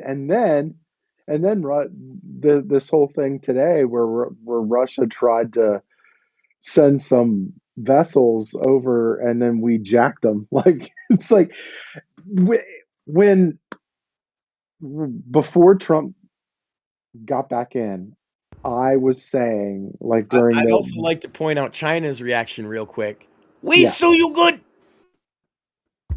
oh you did a very bad. Oh no no yeah. no, you very bad. No, when like before Trump got back in office, during the Ukraine conflict, I was saying at that time, and I got flack for this, that the United States, like of the Power Three militaries, I had the United States at rank three, at the bottom of those three, uh, at that time because of the leadership, because the leadership was fucking atrocious and it was underfunded and it was undermanned. So at that time. So, and I was like, Fair You mean like a assessment. typical government thing that's actually worthwhile that was right, underfunded and undermanned? right. Yeah. So, and Yeah. I said, and I gave the caveat. I was like, look, this all could change in a hurry if you put the right people in. If Trump goes in, he hires the right people. We could be number one in an instant. In an instant. And you know what? That's exactly what happened. Trump won. They redid the military. They got rid of all the woke shit. They refilled their ranks. They refilled the And we're budget. crying They about did all of the international right law with things. this, but the fact of the matter is international law ends at what can be enforced by whom. And if we look at the UN, well, okay, let's cut out all the people in the UN that don't fucking matter and don't actually have a say because they can't back it up. So basically, Russia, China, us, and South Korea. Yeah. That's Peace. who has a say. It's like Those are the only people, and I only add South Korea, not because militarily, but economically, that they could make a potential problem for us. And they won't, because they're basically our vassal state. So then you only have three countries that get to decide these kind of things: Russia, China, and the US. And when those three countries sit down to decide these kind of things, they have to do this one thing and say, is this worth fighting each other over? And I guarantee you, Maduro is not for them, for both yeah. Russia and China. They're mad. Yes, they don't like it. But what Mhm. are they going to do to America about it? Goddamn nothing. They No. know it's in our backyard. Yeah. And that's another thing. Like when you hear people talk about, oh, this is going to be another Iraq or this is going to be another Afghanistan. It's like there's there's there's no nuance to the conversation. Like, first off, let's just hypothetically say this spirals out of control and then we might need to put boots on the ground or whatever. Let's just hypothetically say that that's what happens. I would venture to say that Venezuela would probably be more warranted than Afghanistan or Iraq, just because it's literally in our backyard. Well, You there's a cross big the difference too, Caribbean. is that the Venezuelan people are not religious fanatics at all. Like, Yeah, they're Catholic, sure, but they're not Right. religious fanatics, nor are they fanatics for communism. The it's like, army isn't really all that thrilled with, but even with Afghanistan and Iraq, it's like, well, that's a whole world away. Like, who really gives a fuck about those countries? Whereas Venezuela, you cross the Caribbean and you're in Miami, right? So that's a, I mean, me and that's, Shmuley especially have been saying that the future of American geopolitics rests in Latin America and Asia. I stand by that. well, I'm Yeah. sorry, Europe, you're not it anymore. well, It's us, it's Asia, including basically Russia and China as the superpower, but also with Korea. You see, obviously, Japan on the rise. You see, like, Asia's popping off. South yeah. America, it's not popping off, but it's all the potential, all the Europe, pieces Well, that Europe pop is up off for are there. power. this is what makes the Monroe Doctrine more important than ever, right? My So man. Yeah. it makes it more important, like, and because technology and all this stuff, it's made the world a lot smaller place. That Monroe Doctrine People is, think because of my stance on illegal immigration that I have something against, like, Latin American culture. But anybody that knows me knows, A, I grew up around it, right? So a lot of my friends are different Latino varieties. B, I love that shit. Like, there's a difference between living next to illegal immigrant criminals and watching Mexican wrestling, right? Yeah. It's not the Facts. same thing. I enjoy the culture just fine. I like people like that just fine. But if you come to this country illegally and you're a gangbanger, I don't like you so fucking much. yeah, It's not that yeah. Agreed. difficult. If there was a bunch of Irish gangbangers in my neighborhood, Sam, I'd be saying to get rid of them too. Yeah, exactly. Well, and again, going back to But it's what not. It's Venezuelan and Guatemalan, right? And they're all illegal. right. Well, and again, going back to what friend of the show Steve Stratton was saying, like, it's not like we don't want boots, we don't want like endless military operations, but at the same time, like, if the narco terrorists Not to want speak to, for Phil, but I would say what he was basically saying is that would be better than Iraq and Afghanistan, even though we don't approve of that. Right. Yeah. Because there's Yeah. interests in South America for us.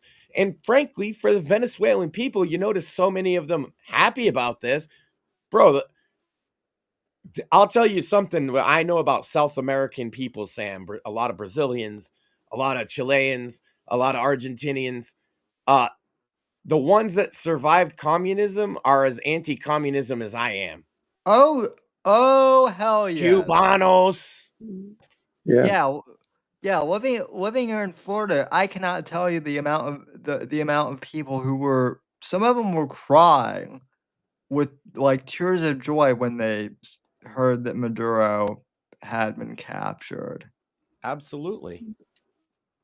Um, He's a monster, and it's almost like it's a double whammy because they're sort of getting justice for Hugo Chavez in a way too. oh yeah, This is his handpicked successor. Finally, somebody's going to jail. which both Imagine if you were Venezuelan, that'd be very good to see, right? After all of these years of all this bullshit, somebody's going to jail. Thank God. I And you have do see them thanking God and praying in the streets and dancing. yeah. I do And I want them to make Venezuela great again. Yes. If it was ever great, it might have been to them, and that's good enough. Also, I love seeing all the memes of Marco Rubio finding out that he's going to become president of Venezuela now. Those are great. Although, like, I don't know, Tucker Carlson and Candace Owens, they're both upset that Maduro is out of power now. I know, because Mr. Iraq War is the greatest thing ever. Tucker Carlson is all of a sudden the most bleeding heart anti-war guy that's ever existed because he decided that he doesn't like Jews so much. Right, which there was a meme that I thought was fucking hilarious. It was there was an AI meme of Candace Owens tying all of it to Israel. It was so hilarious. It was like, look, they dropped a bunch. There's a bunch of numbers, and she had this like little chart or whatever. Look, see, it all ties back to Israel. It was fucking hilarious. The thing with that though too is like when it comes to AI parodies like that, it's really hard to tell between AI and Candace. Yeah. I saw a Trump one today where he was like, yes, these protesters are now declared officially big gay. Very sad to see. They're all homosexuals. They should seek therapy. And I was like, it sounds and looks exactly like Trump saying that, and it has his cadence, and it sounds like something he might even say. Yeah. I was talking with one of my friends about the Minnesota shooting or whatever, and we didn't know who the victim was yet at the time, but all we knew was that it was a female, and now it we was know like, it's a Karen. and now but at that time it was like, oh, it's a 37-year-old. And he goes, oh, it was probably some blue-haired bull dyke, like, and it was like,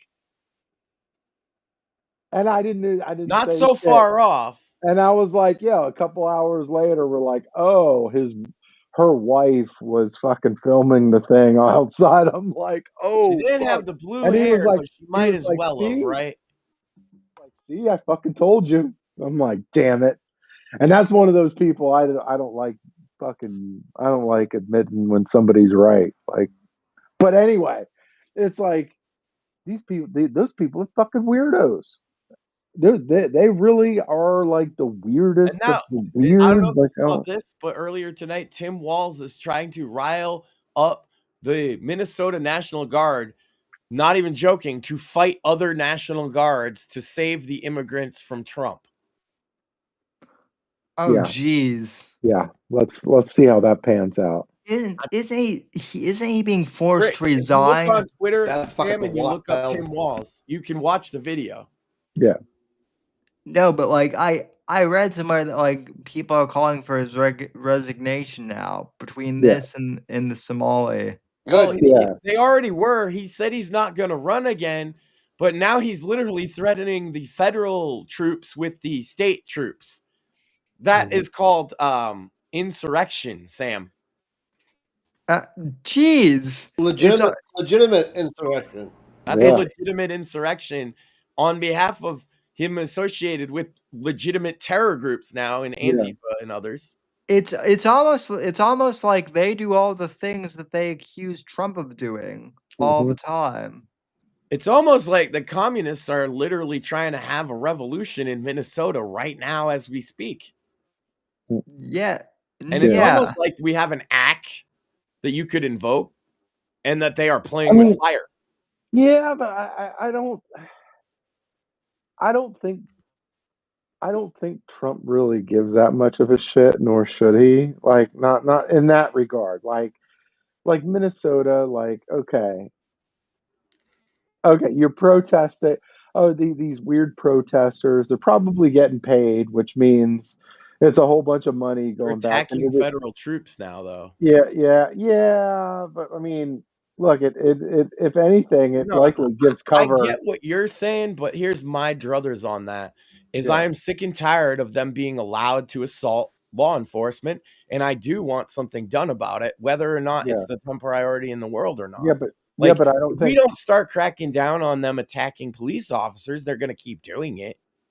Yeah, but I think that I think that these cops are actually going to be able to crack down, unlike the George Floyd weirdness. I think That's this not what the time mayor is saying. That's not what the governor is saying. They're both saying that their troops and cops are going to resist federal cops even being there.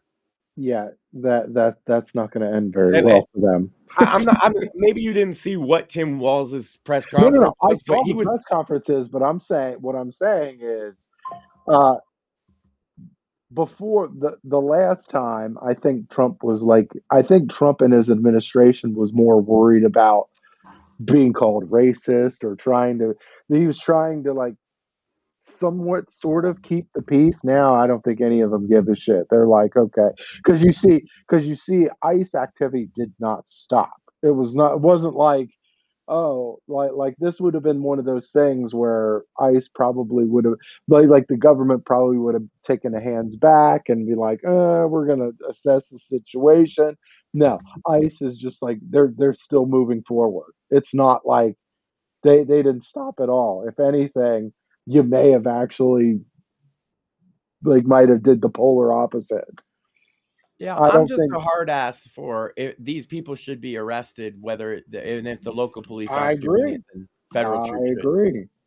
I agree, but I'm not sure. It's like, well, do you really want to like? I care a lot more about that than a dead pedophile list.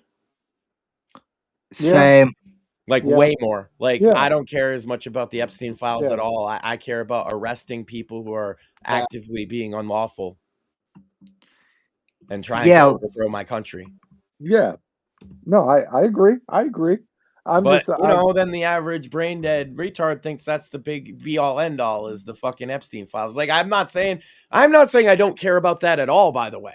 No. I'm just saying that I care more about, I've been a victim of Antifa's tyranny. Yeah. It's like a lot of people I know have, and we're sick of it. We're sick of they get away with being unlawful. But I'm willing. Like, this is where libertarians start to hate me. I lock them up. Start putting some harsh penalties on these motherfuckers. I think there's going to be a lot more. There's aggression, but it's like a covert aggression. Like if it's like because you don't like on one hand you want more to be done, but at the same time you don't want to match it where it makes a scene, right? And then it's like you're fueling their, like you're letting that media run away with it. And I think it's a perspective difference that we're having here. Is I'm actually just from the perspective of me with no power at all, what I'm advocating for, because somebody has to. And I'm sick and tired of pussyfooting around this. We need to start locking people up who are actively, violently saying they're going to overthrow the government, committing terrorist attacks. What happened at Brown? Dude, that's right down the street from me. Like, enough is enough. Yeah. So, and another thing, well, I mean, there's I'm not in things that, power. You're talking about the nuances of trying to control things from in power, to be fair. Yeah, a little bit of that, yeah. I'm not in also power, so my thing is I want to strongly advocate for my actual position, Yeah. which is what I said. No, So I mean, and that's valid. the only difference No, we're having. your feelings and your opinion are valid. Like, I'm just saying, No, I wanted to say he's yours got- are too. That's the difference. That's where we're looking at it. That is all. It's a he's lens. facing Trump is facing a monumental uphill climb because it's like everything around him is corrupt. Everything around him is corrupt. Yeah. The DAs, the judges, the fucking everything. Like, you want to arrest people, and they should be arrested, but all it takes is one corrupt judge to go, you know what? But this We're is gonna throw why this shit." with corruption, I stand by I shoot for the moon, and I accept the W's we get, and I also understand we're gonna take L's. Right? There's a lot of people that are like hooked on this internet style banter where they don't understand. I've said this a million times on the show, right, Sam? Politics is disappointment and compromise. Yeah. That's what it is. And a lot of younger people, especially, they've not experienced that part of politics. And when they do, they get so fucking black-pilled. But that's just the reality of the real political machine, so to speak. I firmly, like, there every now and again, when I feel the need to want to be black pilled, Trump does something that, like, reinvigorates my faith, right? And it's like, Yeah. I know this man is well versed in the art of war and the 48 laws of power, right? I know it. I know, like, because I've read those books, and I'm like, dude, this is Donald Trump to a fucking T, right? He's Well, he's and Phil, I actually wanted to point that out too, because similar to you, like, there are moments where I can get black pilled at times too. And I don't know you, but I'm not saying that Trump timed this Maduro arrest intentionally, but I do feel like after kind of the horrific ending we had last year with the whole Charlie Kirk thing and everything, I feel like this Maduro arrest was a big win to kick off the year essentially. this was Trump basically laying his dick on the table and showing everybody just how much bigger it is than everybody else's. Like, this was that moment for him. Like, dude, this guy meaning Maduro, has been oppressing people for a quarter of a fucking century. Yeah. He just he basically within a couple hours went in Came in there, and said, "We took give him, you a free Venezuela if you can keep it." right, and he did that within hours. Like, they left at night, they were back before breakfast. Like, this was so I big. stand with the Venezuelan people. I hope they can keep a free Venezuela now, right? Yeah, I do think we should support them. The libertarians again would be like, "Oh, Max is saying we should support another country with aid." Yeah, like Venezuela, because of what we just did, combined with the potential that they have. Yes, we should. They're right in our fucking backyard. Yep. I do care about those people, and you know what? If it was better there, that there'd be a hell of a lot less of them here too. And when Trump did that, seeing China's reaction was basically they were loud. They dumped some of their propaganda shit all over Twitter.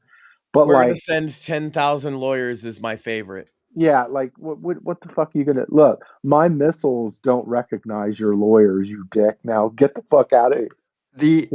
It's like they brought a Yu-Gi-Oh card to a Pokemon game. Like, well, and also the EU like writing them a strongly worded letter condemning them. That was my favorite part. It's like, America's like, I play Charizard, right? And China's like, Yeah. I play Blue Eyes White Dragon. The fuck game you even playing, China? Like they don't like, and this is what I'm saying. Like between like with in regards to Russia, like in Iran, they had Russian air defenses that were wiped out in an instant. In Venezuela, they had Russian air defenses. They were wiped out in a fucking instant. You don't think there's some you don't think there's some messaging to that too? Like, okay, look, you really want to buy this cheap Russian Ukraine bullshit, or do you want to buy Ukraine our has shit that American works? air defenses, and Russia's not able to wipe them out. Is a message too. India had Russian air defenses, and Pakistan fucking went through their shit, and they tapped out like a bunch of bitches. Like, dude, like he's sending they're sending messages, a million different messages, and one of them is like, look, your air defense is nothing compared to ours, so you might as well buy our Well, your shit. Soviet surplus bullshit is not up to snuff, is the message. And this is what happens when you finally have real leadership in charge. This is what happens. You do amazing, some of the most amazing shit on earth, because I know this because I've worn the suit, right? The when you give people leadership, you give these guys leadership, resources, and a clear mission. There is not a job they can't do. There is not a job And that's where timeline I they ask can't reach. for support for our troops. These guys think I'm anti-war just because of some principle. It's because I have been around. First of all, I got rejected for service myself because I got the inward pointed feet or whatever. But I tried. Second of all, almost all of my friends growing up and even as an adult, I have so many friends that are vets, active duty or whatever. And so this libertarian mindset of I hate the fucking troops, they're a bunch of pigs, is the most disgusting. That was the most distasteful thing about libertarians, except for the ones that advocate pedophilia. I am anti-war because I care about our men and women in uniform, because those are my brothers and sisters as an American. And they're doing a hard job, motherfucker. The military create the platform for you to have the libertarian stances that you have. Like every libertarian stance that you fucking believe in happens on the platform that was built by our military, right? That's so without the military, you don't have shit. You don't have shit. So, you know, if you want to look, if you want to talk, like if you guys, if they want to talk about the Federal Reserve, hey, I'm all about that conversation. If you want to talk about, these entitlement programs, China, tariffs, all kinds of beautiful stuff. We can talk about libertarians with, like Pat Buchanan and Ron Paul, right? If you want to, like the military is where it ends. Like that's like you lost me at the military. Oh, do we need this big of a budget? Well, apparently so, because there's a whole lot of people that don't fucking like us, and there's a whole lot of people that want like the well, those people benefit from the status of being the tippity top of the military fucking echelon in the whole world, and they don't even realize that, because if we weren't the top military in the whole fucking world, our lives would be a lot harder, considering how much of the world is against our very like fundamental ideas. Yeah. I actually pointed this out to a libertarian the other day, that like the fact that the U.S. doesn't get invaded is actually like a miracle. Like, well, I mean, yeah. Well, I mean, I mean, in like some ways, yes, but in some ways, like, look, we got giant oceans fucking separating us. We've got like we have so many. Our land is lightning in a bottle for multiple reasons, and and we've got so many people that own guns, so many civilians that own guns. It's fucking disgusting. Like yo, even even if you were lucky enough to go through the baddest military on earth, guess what? You still have a whole shit ton of people with a whole lot of guns. All right, you're going to basically have to wipe every fucking thing out in order to beat us. You're going to have to wipe everything out, and that is fucking impossible. That Well, is and if you want to impossible. know something about our military, just think about this: is that this crazy raid that sounds like a level out of Call of Duty for them? These guys were what, SEALs? They're gonna say that was just a day job. That was just not my Yeah, 9 to 5, man. That wasn't nothing special. I I Guarantee that's what actually every one of them's gonna say. I actually saw something on Twitter, Max. You and Maxine will both love this. Apparently that whole entire raid to get Maduro took less time than the coming out scene at the end of Stranger Things that we were just talking about. Like Wow. the So it took less time to get Maduro than it did for Will to come out. yes, that That's yes, rough. that yes, that I don't know if that's true, but that's what people are saying on Twitter. It is So, pretty close because it was under an hour for both the episode and you know what I'm saying? yeah, It's close. That's a fun experiment. Somebody can do the math for us. One of those nerds. But yeah, Greg. I liked how Colombia's president was trying to talk tough, like, oh, come at me, come get me, da da da. Da. Like, dude, Trump doesn't give a shit about you. Okay, you are insignificant in like you're owned by cartels and a country that peddles drugs and hookers, right? Which aren't bad things. But I'm saying, okay, you're not significant enough to even warrant Trump's time. Like it's just like whatever. Yeah, at least Venezuela has oil, right? They have oil. There's shit there that's like and geopolitically the positioning is fantastic. Like Colombia, like come on, right? Oh, Yeah, here's a fun one.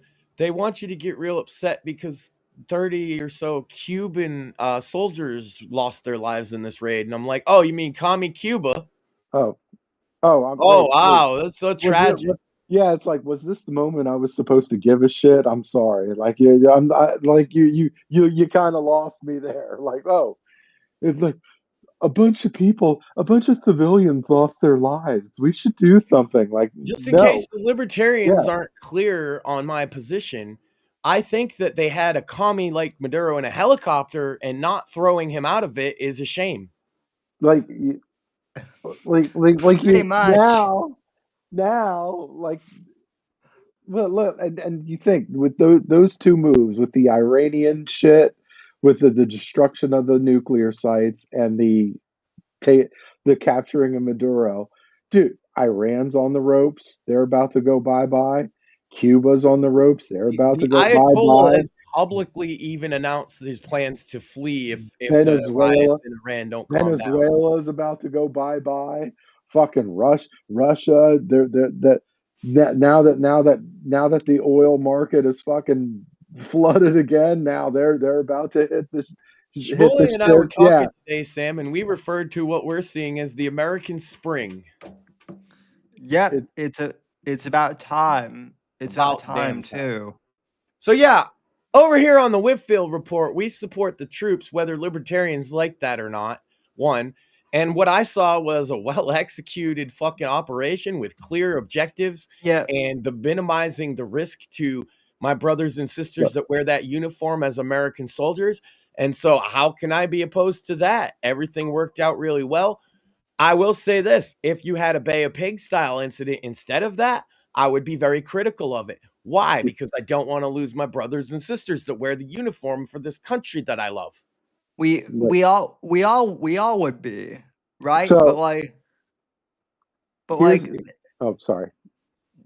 that's also though where I'm like I always scratch my head whenever the libertarians get mad at me for that because I'm like, do you guys know who you're talking to? Like I was kind of the neocon guy before Trump, but like I'm not like pro conflict. I've never And I'm an lost like my anti-war guy, respect. and we met in the middle at Trump. That's why we're like similar now. Yeah. Yeah, and we both love the troops. So yeah, again, like Tucker, and this is the other thing that's weird is like you got like the Tucker Carlsons of the world like saying, "Oh, but Maduro was socially conservative because he didn't allow gay marriage or abortion," and it's like, well, that's a stupid argument because like if the quality of life is so shitty in Venezuela, it doesn't matter if people are Yeah, aborting their if kids the or highest not. career aspiration is to be a cartel member, you got a fucking problem. Yeah. Coyote or cartel, those are the top jobs you could get in Venezuela Yeah, and if you want to make money. yeah, And speaking of jobs to make money, Sam, I want to point out another thing. These troops that put their lives in danger, the average fucking army private is making $27,000 a year for that. Mm-hmm. yeah, Boy, don't I know that shit. yeah. So like, They work a lot harder than that fucking money. I'll say that. Oh yeah. Your average person working a blue collar job doesn't work as hard as the army private does and makes more money. Now, you make more money once you're past private and whatever, once you get some, but like, yeah, the basic private fucking income, I believe it's 27K right now. it's You can about double that. check me, but it's not much more than that, Sam. And the average, just so you know, is about 45K. That's the average Yeah. salary in America. So these army privates, and even once they get a couple promotions, 45K is a stretch for most guys in the military. I don't even know that. Like average income. Now you get granted you can make up for it in a lot of benefits. Okay, but like it's still not that much money for what you're doing. Yeah. And the risk involved. And most of them are working very fucking hard. Yeah, you can point to corrupt people, but like I just hate how libertarian Sam, have you ever heard them say it? They think the troops are welfare horse. Yeah. The thing with libertarians, as I like to call them, is they're never ever happy with anything. It's a purity. Like there's Yeah, these purity tests that'll never be reached, no matter how. The only thing a libertarian hates more than a statist is another libertarian. Oh boy. Yeah, don't I know that to be true. I do have some, speaking of famous libertarians, Sam, I have some Cantwell news. Oh boy. This is a doozy. Your mind is gonna be blown, Sam, because I've been very quiet about it because there's been some stuff going on that I didn't want to talk about, but I can say it now. Cantwell got out of jail, all charges dropped, to which he said even his lawyer said it looked like Fed stuff. He was out for 1 week over Christmas, Sam. He is a felon, as you know. He somehow got a gun. He beat a woman up, pulled the gun on her, spent Christmas with her and her children, then beat her up and pulled the gun on her again the next day, to which he was arrested, and he's now facing 15 to 30 years on Class A felony charges in New Hampshire. How? Wow. Domestic violence, brandishing, or whatever they call it up there. It's basically just, it's assault, but it's the most serious kind of assault. And because he's a felon, it goes from 7 to 14 maximum to 15 to 30. It doubles. So he is now facing Class A felonies. That famously, for those that aren't caught up, Christopher Cantwell is the crying Nazi from Charlottesville who just came out as gay a couple months ago and wrote a disgusting story that Sam and my wife read about his first gay experience. He's also my mortal enemy, but that's besides the point. Yeah, Humongous in chat says fry the sicko. Yo, Humongous in chat. Check out Home Invaders on Steam. My boy released his game. There's a free demo, $5. Home Invaders, check it out. Yes. This is a one-man development studio, and he did a fine job, and he's finally up on Steam. So shout out to Humongous. Humongous Games, Home Invaders, check it out on Steam. But yeah, I love all this libertarian cope on the whole Maduro thing. They're like, oh, he was a social conservative and he didn't like gays, so that's great. And Yeah, it's so like, was Chris Cantwell until he was a gay. Who cares? yeah, exactly. He's a fucking piece of shit, just like Maduro. Look, so I don't know if you guys knew this, but like that, I want to say it was yesterday. The leaders in Europe had this like meeting where they met with Zelensky and they were trying to make plans for Ukraine to continue the conflict or whatever. And this happened like almost right after the Maduro was captured or whatever. Like, and no, and the fact that like nobody knew that this was going on outside of people who were watching like British news or whatever tells you all you need to know about how fucking insignificant they really are. Like it was like they had this meeting that Well, and it's on real its face, significant to Europe. right. But on its face it should be significant, right? Because you think, okay, well the Fair leaders of France, Germany, Britain, whatever, all these leaders are supposed to be getting together and they're discussing Ukraine in the middle of this Ukraine Russia conflict, and yet nobody knew what the fuck that this was even taking place because none of them are significant enough to even grasp the attention beyond because everybody the rest of the world knows that they're not that they don't their opinions don't fucking matter. It's like, oh, that's nice. What's Trump and Putin saying about this fucking conflict? Because those are the only two opinions that fucking matter about the conflict. Nobody gives a shit about Zelensky. Nobody gives a shit about Keir Starmer. Nobody gives a shit about Friedrich Merz. Nobody gives a Yeah, flying fuck about any of these guys. And furthermore, speaking of Keir Starmer, right? So the perception I know there's a lot of perception and it's wrong. Okay, I'm gonna say this very okay. It's wrong, but there's a perception that British men are weak and gay, right? So which is not. Look, I'll have you I've know heard that we learned about British cuisine today, and Sam now understands faggots much better. right. Well, I will say I served with some British troops, and they're some of the most badass people I've ever met.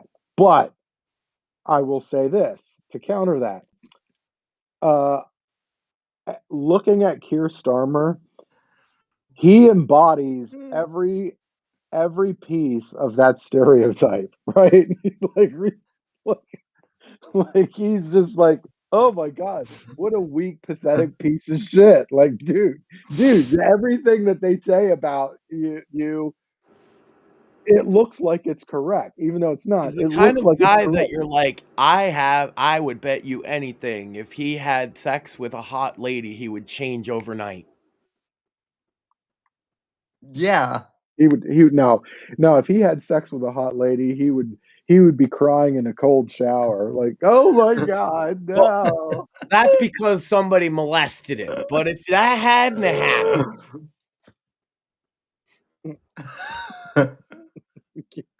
Kids, like it's like he Jesus, must and have then got kidnapped and took into the upside down. his Yeah.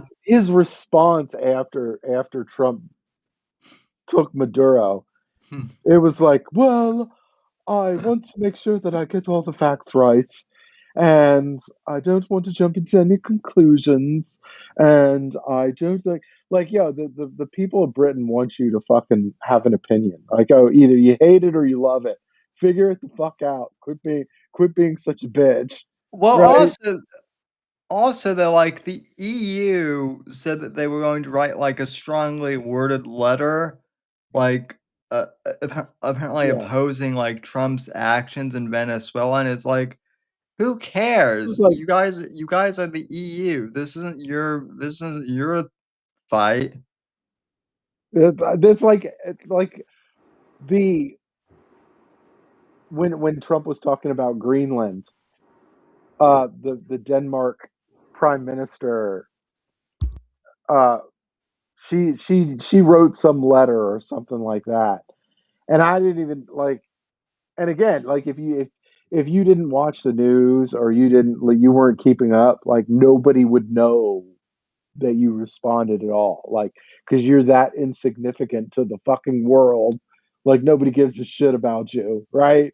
Like, and it's like Donald Trump probably read that letter is like, yeah, oh, that's cute. So when are we going in, right? We still want Greenland. Let's go.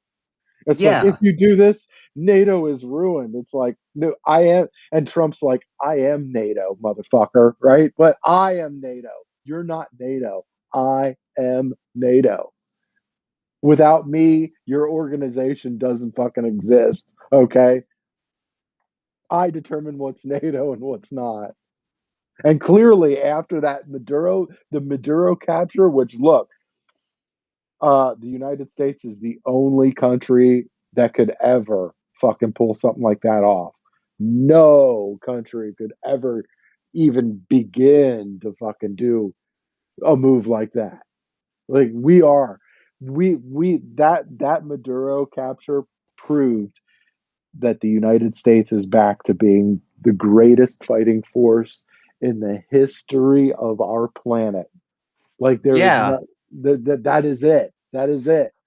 That operation also prevented a war too, because as we were talking before you hopped on, I mean, Max and I were worried that with all the People were getting with all bold. People were yeah. getting bold. China was getting bold. Russia was getting bold. Boy, that you do something like that, and that shuts people up real fucking quick. Yeah, well, Maduro was fucking around, so Trump made sure he found out. Yeah, So he was like, and he was all Maduro was all like, "Come get me, motherfucker!" He was all like, "Yeah, okay, all right." Then next time we see him, he's on a fucking plane heading to New York. It's like, oh, okay. yeah, I saw a photo of him on like the USS whatever ship it was, and it like Nike sweatpants and like looking rough. So also the AI edits of him potentially showing a cell with Diddy That's funny. That was are funny. yeah, hilarious. Let me Hilarious. let me introduce you to a different type of oil. Jesus. Yeah. But like this whole uh this whole charade that like the EU is doing and that or like and that the Ukraine, like I'm sorry, Ukraine, I think they have like they might have a 6 month shelf life left. I don't see them hanging on because like all that like now it's starting to become a pain in the ass. Like funding, like do we really need to keep this thing going? Like, dude, just let's settle this and end it. And I feel like Europe is actually wanting to keep this thing going. Oh, of course, They because want it this thing to keep going because like when Putin was saying that in Alaska, when they met in Alaska, he was like, "Look, I gave into all, like I obliged to all of Trump's demands, like and like it. So really, it seems like it's Europe that wants to keep the thing going. Like Trump wants it to end, Putin wants it to end, all this, and like it's it's Europe. Europe wants to keep this thing going because, well, for reasons, I guess. I don't know, but I think they like the idea of this conflict because it reminds them of like the Cold War, so they're familiar with the whole dynamic, and like they can point to Russia as the big bad. well, So no, I mean, They like to make it's a play with the military toys. the thing is they want to like they want to end Russia so that they could plunder its resources. But like Russia's not going to just let you do that to them. Like they're Well, not going to the let you do like and you're not going to do that. Like you and it's and Russia's not geographically it's just a terrible idea to think that you're just going to go and try to wreck Russia. Like you're try to end Russia. the Like, dude, two antichrists tried to do that shit and failed. Like, what the fuck? Like, you're not going to do that. Like, you just let let them do whatever they want in Siberia. If they want to jerk each other off in Siberia, fucking let them. Who cares? Who cares? Like, just what you want Eastern Ukraine? Who gives a shit? Like, the who gives a flying fuck about Eastern Ukraine?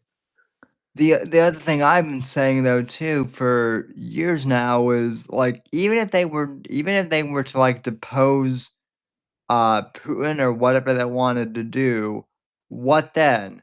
Because they don't seem to have like a plan It's beyond get rid of Putin. it's And not, for and not only that, his his lieutenants, like from the information that I've gathered, his lieutenants are the hard ones. Putin is actually the fucking moderate one out of all of them, well, right? His lieutenants are the one. His right hand men are the hard ones. They're the ones that are like, you need to move. You need to be more cutthroat. You need to go well, more gangster. well, Like you need to end this shit already. Putin's the one that's like, oh, let's listen. Let's we're gonna do our thing, but like let's hear him talk. Let's hear him out. Like well, yeah, that's exactly what I'm saying. It could be like a situation similar to Saddam where like yeah, we thought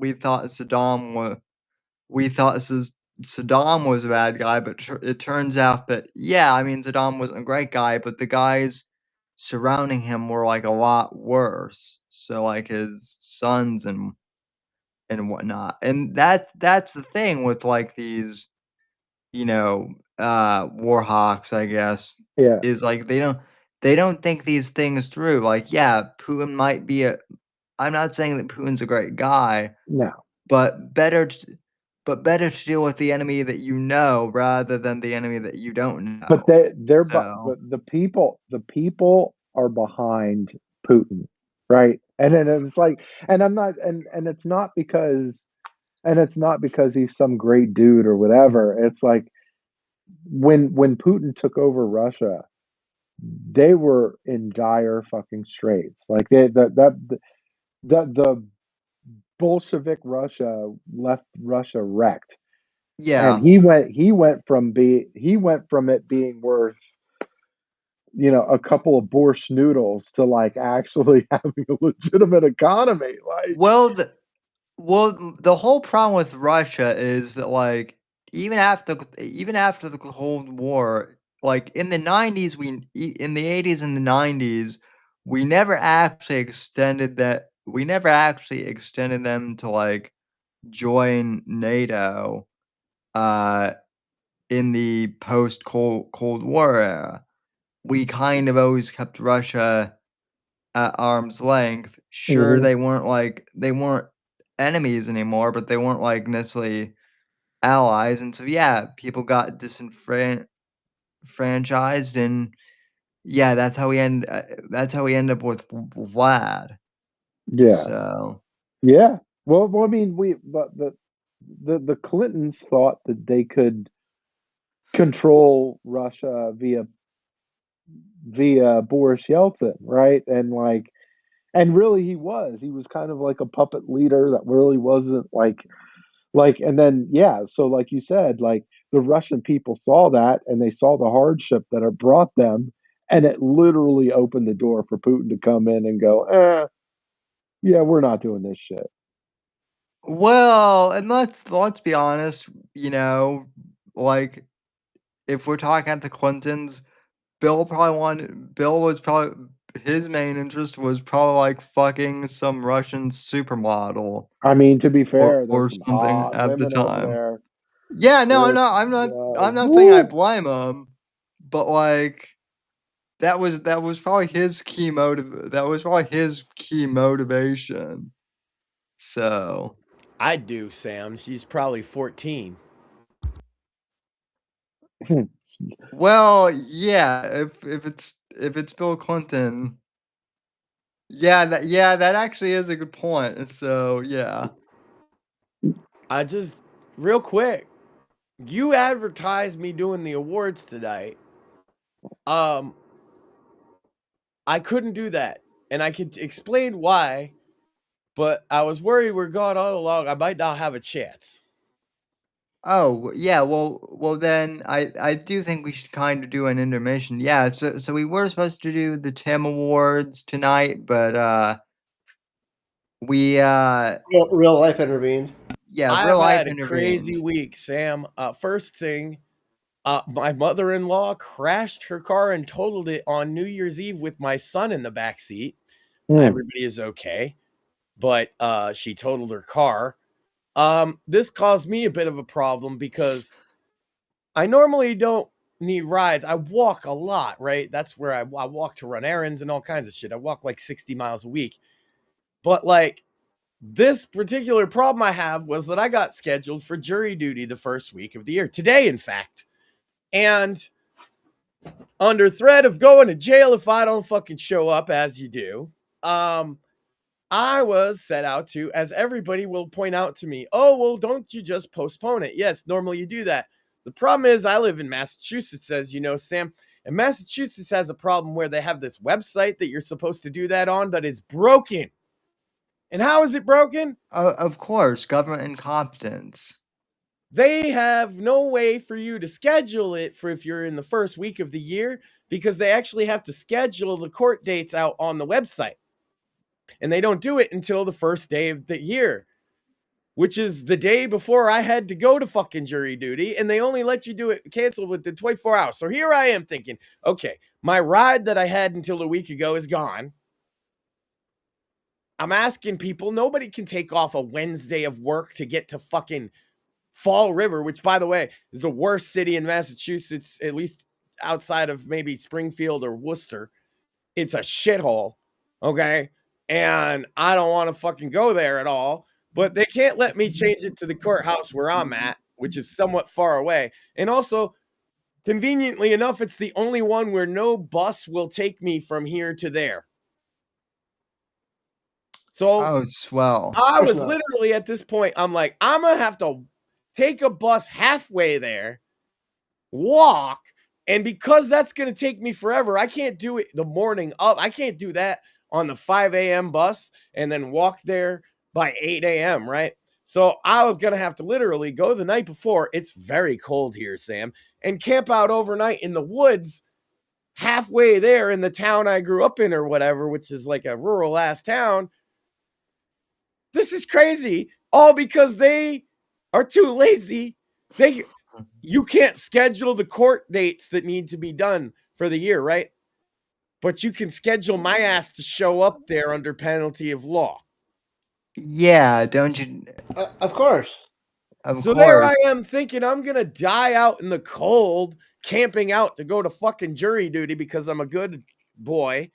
And not really liking that. And gonna have a fucking heart attack about it. And we're on the fucking phone the whole time. I've called them. They don't pick up their phone. They say, call here if you got a problem. They don't pick up their phone. You just say ring and they'll put you on hold and they'll never get to you. And then, just change it on the website. Okay. The other one was people tell me, oh, just say it's a hardship. Well, that's great. Even my wife did that one. Oh, just say it's a hardship. Here's the problem. They're very explicit. Transportation issues is not a hardship. I'm like, well, what other the fuck it's not? Yeah, I'm not sick. I'm just retarded. That's not a hardship, Sam. Is being retarded a hardship? I don't even think being crippled is a hardship. I think they make you guys do it, right? Yeah, I got technically yes, but my number hasn't come up in like 10 years. Who has more transportation problems than cripples? Yeah, well, Fact. funny thing about that, I actually I got summoned for jury duty the first week I moved here to Florida. I was like That's day hilarious. day 3, I literally got summoned, and I called them and I explained the situation. They eventually they let me go eventually, but I'm like, "Yeah, I literally just moved here. I have no idea where anything is, and I'm handicapped. I don't know how the bus system even works." I'm crippled. Leave me alone. Yeah, see, I'm just retarded, and they'd just be like, show up or get in jail, retard. Luckily, I was able to literally, the last moment possible, get a postponement for a month, but I can't get it to a courthouse closer. So I'm still probably going to have to make this walk unless it's just so fucking annoying, man. And so that's why I don't have the Tim Awards ready, because I was putting out fires of car accidents and Yeah. jury duty. And also, Sam, I got contractors coming in because apparently they want to lay service for Verizon. Now, I don't want it, and I'm not a customer for it or anything like that, but I have to let these people into my house. So, of course, she's freaking out like, I got to clean everything. I'm like, well, it's mostly clean anyway, but you know how it is. Normal shit. So we didn't get it together. But what we're going to do, Sam, now that I got you here, and we got Mort still, and she's here, we have some ideas for categories for the Tim Awards, and we're going to put it together for next week. So if you have ideas or nominations, now's the time. I do have category ideas, and if anyone is listening to this live or in the audience, Absolutely. Chat is welcome to suggest things as well. We want involvement. chat is welcome to get involved. Also, if anyone listening to this knows me on Twitter, please tag me. But first category I can think of is best interview that I've done for 2025.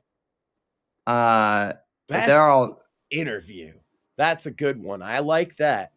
they're Oh my God. I'm sorry I don't remember his name, but the guy talked about comic books. uh That's my oh nomination.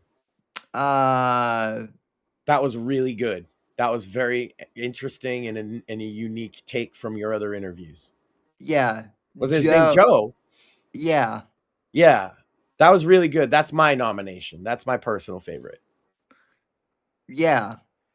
So Joe, Rivers of Joe's Atmosphere, here on YouTube. Yeah, he That's it. Yeah. yeah, he's definitely on the list.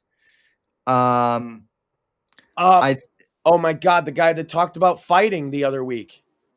My Oh, man, that Ty, shit was awesome. yeah, my best friend since middle school. Yeah, so he and I are actually celebrating 20 years of friendship this year, actually. So, Nice. That was. but Oh, yeah, my wife needs a name. She's writing this stuff down, Sam.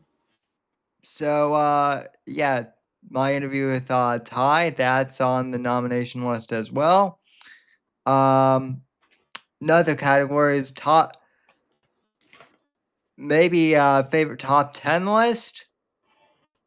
We have quite a few of them now. That's true.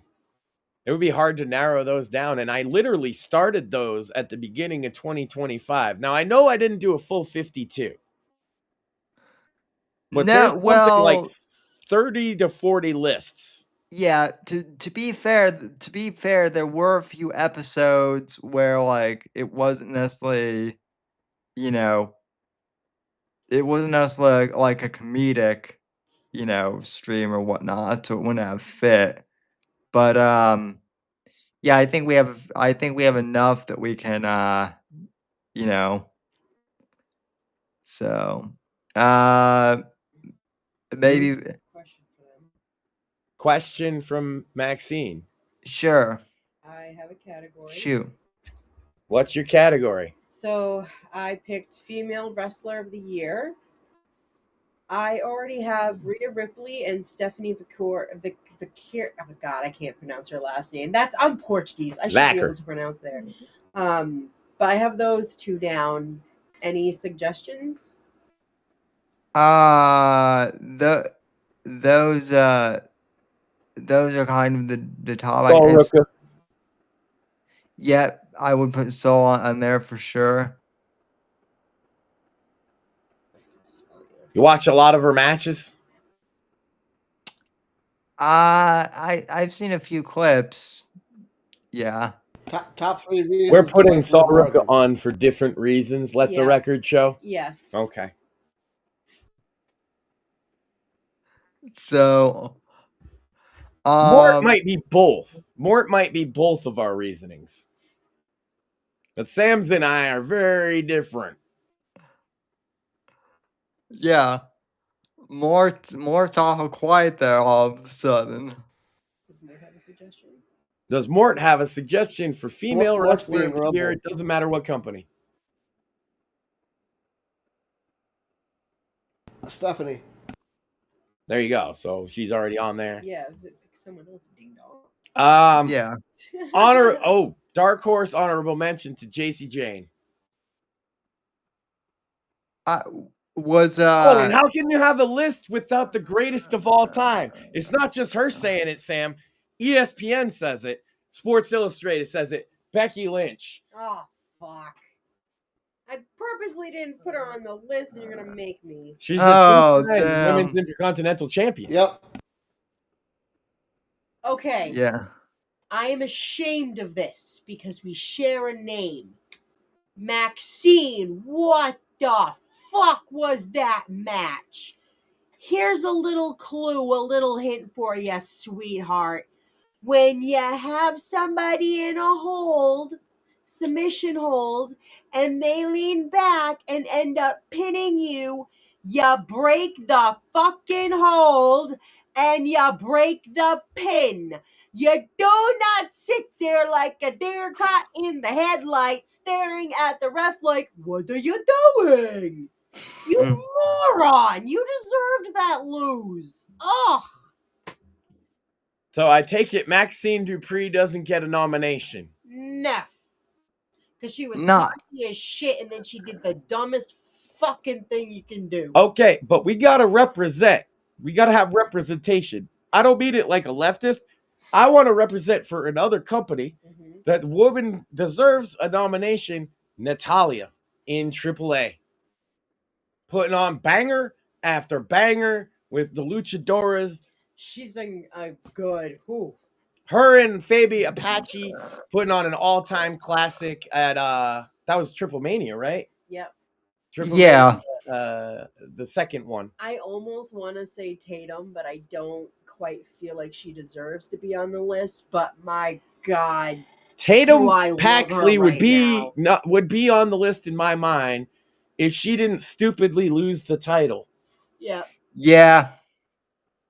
Dude, did you see her when she chased the dude with the chainsaw? The chainsaw was dope. I did. That was dope. I had to show her. Is the sickest, dude. There was I was like, there's an old wrestler called Leatherface that did that. Yeah, I loved you showing me that. That was crazy. Crazy. So well, we got to do wrestler of the year. Yep. Got to nominate John Cena because there was a lot of focus on him. I feel like we ought to nominate the Hulkster. Just we're going with active wrestlers though. Oh, active wrestlers. Yeah, the Hulkster's an all-timer. He doesn't need a fucking new award just because he died. He didn't wrestle in 2025, Sam, and he wasn't on television. Right. Well, actually, he was one time if you remember, he said he might be ready for WrestleMania, and then he just never showed up again. That's right. Well, if we're talking active, then yeah, he wouldn't be part of it. Dom. Just put him on the list. So. You guys both nominate my best friend in the whole world, Dominic Mysterio, huh? But everybody was a hater. 2025 is the year you all gotta say, not only is Dom cool, but Max was right about it. Yeah. Oh, that's another category that Maxine isn't going to like. Top Max was right moment. Oh boy, I don't even know how many of those I could find. There's probably more than 5 though. You're right. We already have for best TV show. We had some already. I nominated the Will Stancil show because it do be like that, Mr. Whitfield. I still have not seen that, but Evan tells me You have it's to good. watch the Will Stancil show. I'll link you right after the show. It's super funny. Yeah, And Evan. shout out to Emily Yukis. She's very funny. Always has been. Yeah, she's a little crazy. She's an artist. She's a goth chick at heart, and she has won over my dark little heart. Oh my God, it's hilarious. You gotta watch it. It's so good. And the Christmas one got dark, but I liked it. It was good. It was like a musical. It was awesome. It do be like that, Maxine. My God, she pointed that out today. Emily was on Twitter and she's like, a year ago I was things weren't so good, but this year I'm getting like people quoting my memes because Elon said it do be like that to somebody. I think he said it to Will Stancil. Also, Will Stancil, most raped man alive. That he just gets that award. We're giving him that one. Will Stancil, most raped man alive award at the Tims. That's your early Timmy award right there. But this one was Tim's asking for the link to get in. Oh. Let him in. Send Tim a link. Okay, will do. Yeah, since we're doing his award show. An award show by the people, for the people, named after Tim, and he didn't even know it until after the show happened. That's because we're on the cutting edge. We got best TV show so far, if you have any to add, Sam, but AAA wrestling. The Will Stancil show. WWE Raw. I noticed Stranger Things season 5 is not on your nominations. No. Hey, read mine. I put mine on there. You didn't read it. Raw? The top one. Oh, Wednesday, season 2. So she did nominate, just not Stranger Things. Got any TV show of the year, Sam? More? I would say The Terminalist Dark Wolf on Amazon Prime. What was it? Could you repeat that for me, Sam? Sure. The Terminalist Dark Wolf. Dark Wolf. Not seen it, heard of it. But Sam's nominating it. We got Tim muted over here. Hey, Tim. Hey, Timmy.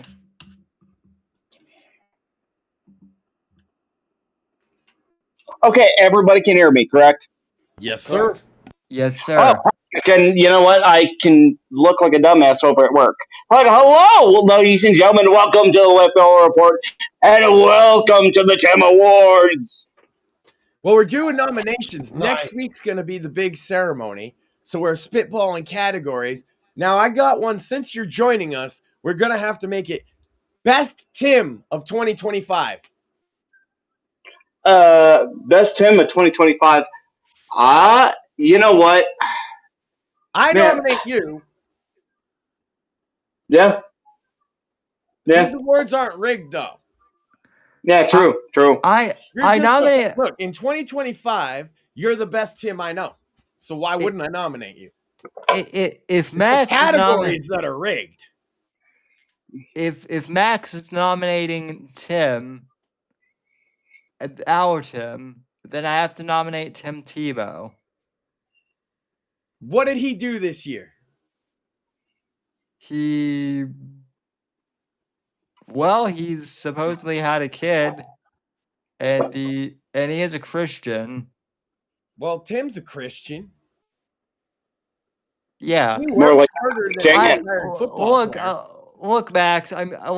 I'm trying to give Tim a little I'm Well, trying to make it at least appear I felt that he like has we some should make it that they're relevant to competition. 2025, and in 2025, he's been a staple of Bits and Bones, as well as had an award show named after him. I make That a is pretty good case that he's Tim of the Year. But that since we're is not just true. sticking to the year 2025, then I guess we could also nominate Tim Allen. He's a pretty good Tim. Yeah. Oh. I don't know about Tim of the Year. He's a good Tim. Oh, well, if we're doing yearly categories, here's one that I know Mort and I will be into is Game of the Year. Forget the game awards. The Tim. And famously, there was controversy for Game of the Year last year because I just randomly gave it to Black Ops 6, and people were mad at me that it wasn't Helldivers 2, a game which I didn't play. So, to make up for last year, now people can make their recommendations, and I'm going to nominate Guild Wars 2 Reforged. I'm sorry, Guild Wars 1 Reforged. I've been playing the shit out of that. It's friendly now, too. I'm gonna nominate Mafia the Old Country. That surprised both Morpheus and I. Beat me to it. Mort got a nominee. Well, Sam beat me to it. Fair enough. I could nominate other ones. Geez, 2025. There's a lot of good games actually. A lot of good indie games anyway. I know the AAA people always cry, but I've been playing Enshrouded. That's a great one. I'm hearing a lot of good for Expedition 33. Yeah, Expedition 33 is good. It's on Game Pass. Great game. Not super long for that type of like JRPG, but the story's great. Yeah. Expedition what? Expedition 33. And see, I don't have my Steam in front of me because I could probably name 2 or 3 more. Is this like any game? Any game, yeah. You can So it nominate. doesn't matter when it came out? If you were playing it in 2025, that's all that matters, yeah. Of Pal World. Pal World is not even technically out, so that counts, yeah. She can nominate Pal World, right? Yeah, it counts. It counts. 2025 was kind of the year of Pal World, to be fair. I can't yeah. wait for updates to play it. Oh my god. Okay, so we got a bunch of games. Do we have a movie of the year? Are we even interested enough in movies to come up with a couple nominees? Not gonna lie, the new revival of the Naked Gun is pretty funny. Okay, we already got one. See, there you go. K-pop Demon Hunters. K-pop Demon Hunters is nominated as well. My son would agree with that.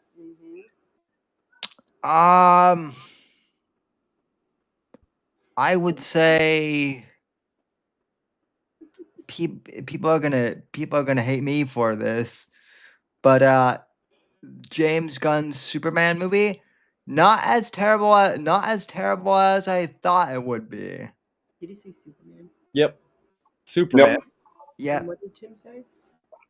Tim said Naked Gun, the remake of the Naked Gun.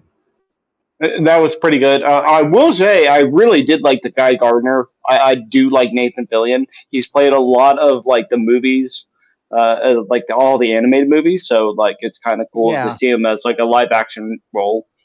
So yeah, I don't blame you there. Now I got one that's gonna get everybody up in arms. Best Right to Offend Media Show. Oh god. We have enough to nominate. I nominate Bits and Bones. I nominate the Whitfield Report. I nominate the Whitfield Report too. I nominate White Trash Court. I nominate. True. Okay, never mind. Because that has so much potential. That's going to be so much fun. She nominates Sandwich Maker. Yeah, everybody's just going to nominate themselves, which is fine. I'm not now. Okay. The largest performer by pure numbers of all of us was Good Coffee House. Over coffee, specifically the Cantwell stream. Yeah. 10,000 on that one. What? Wow. Yeah. Was that the 5 hour one? Or was that with the day one? Oh yeah, the all got over 10,000 across platforms. Yeah, We did it, Sam. oh Oh god. wow.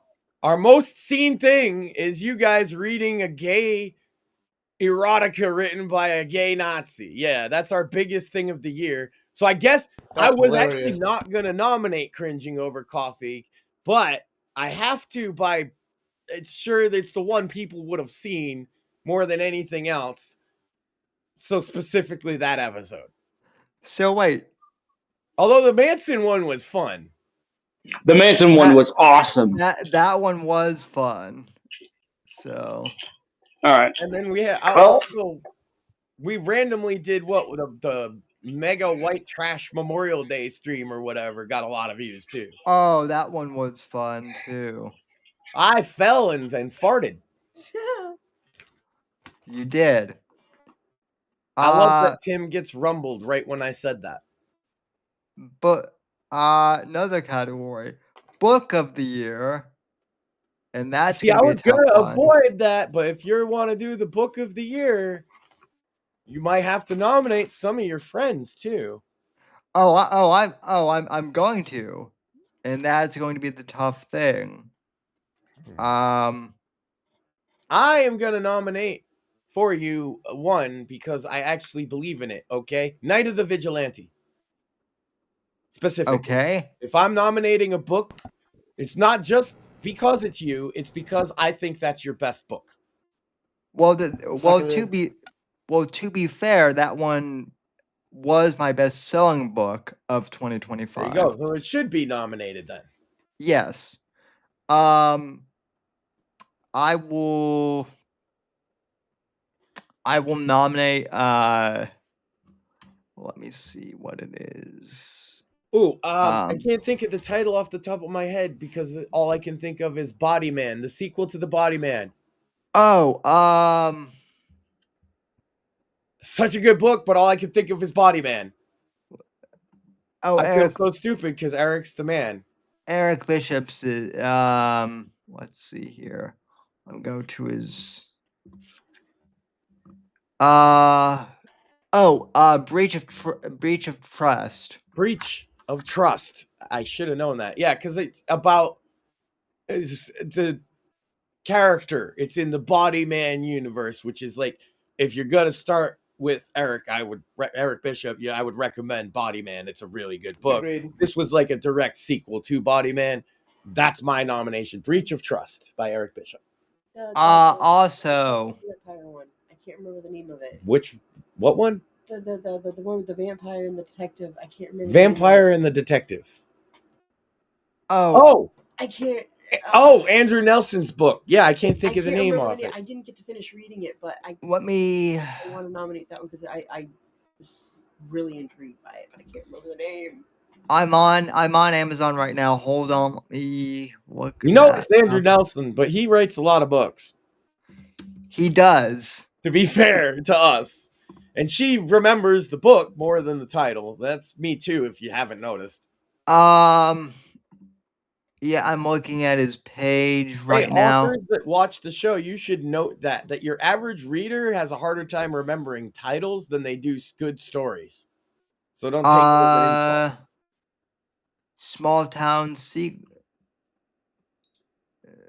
Small Town Secret. Is that it?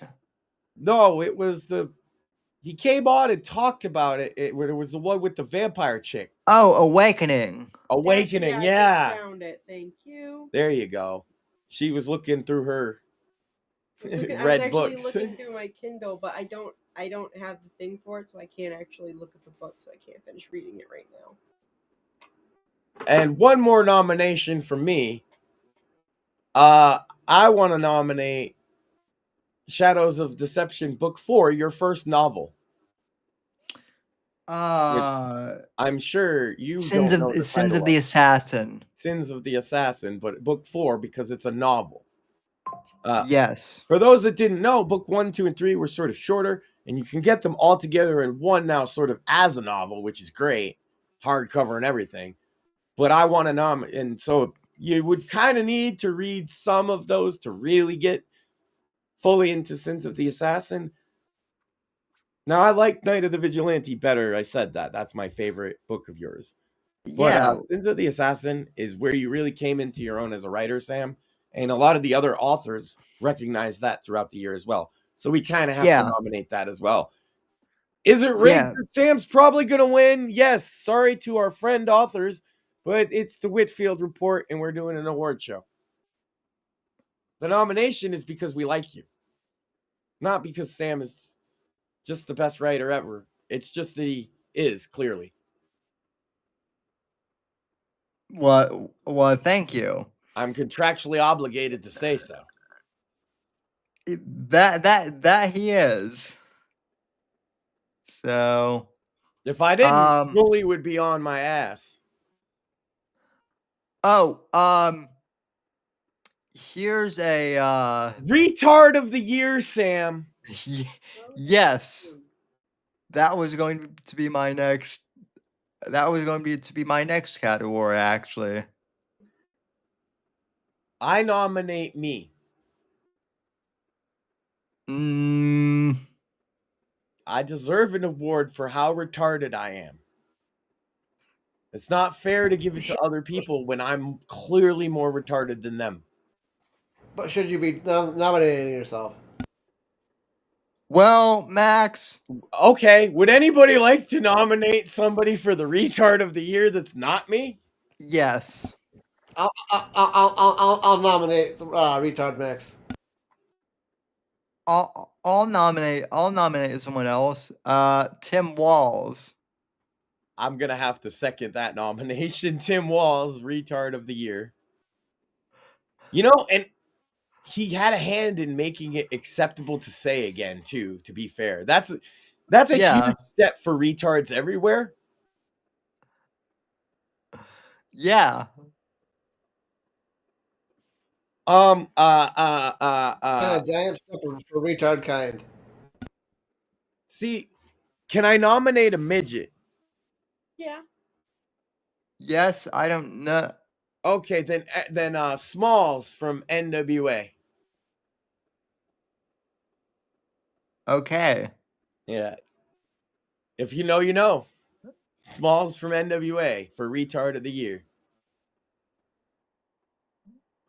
Dope. Man, I'm gonna lose now. You nominated Tim Walls. That's not fair, Sam. Ooh. Oh, I gotta look at the name. How can I compete with the level of retardation that Tim Walls has? He's been working at that a long time, man. Well, I mean, I got robbed. This is an outrage. Look, I would have nominated. I believe Kamala Harris won last year. She did. So it's all, you know. So there you go. We also VP. have to do Big Mouth of the year. I have another. Wait, I got another retard. She's got another retard of the year. Lily Contino.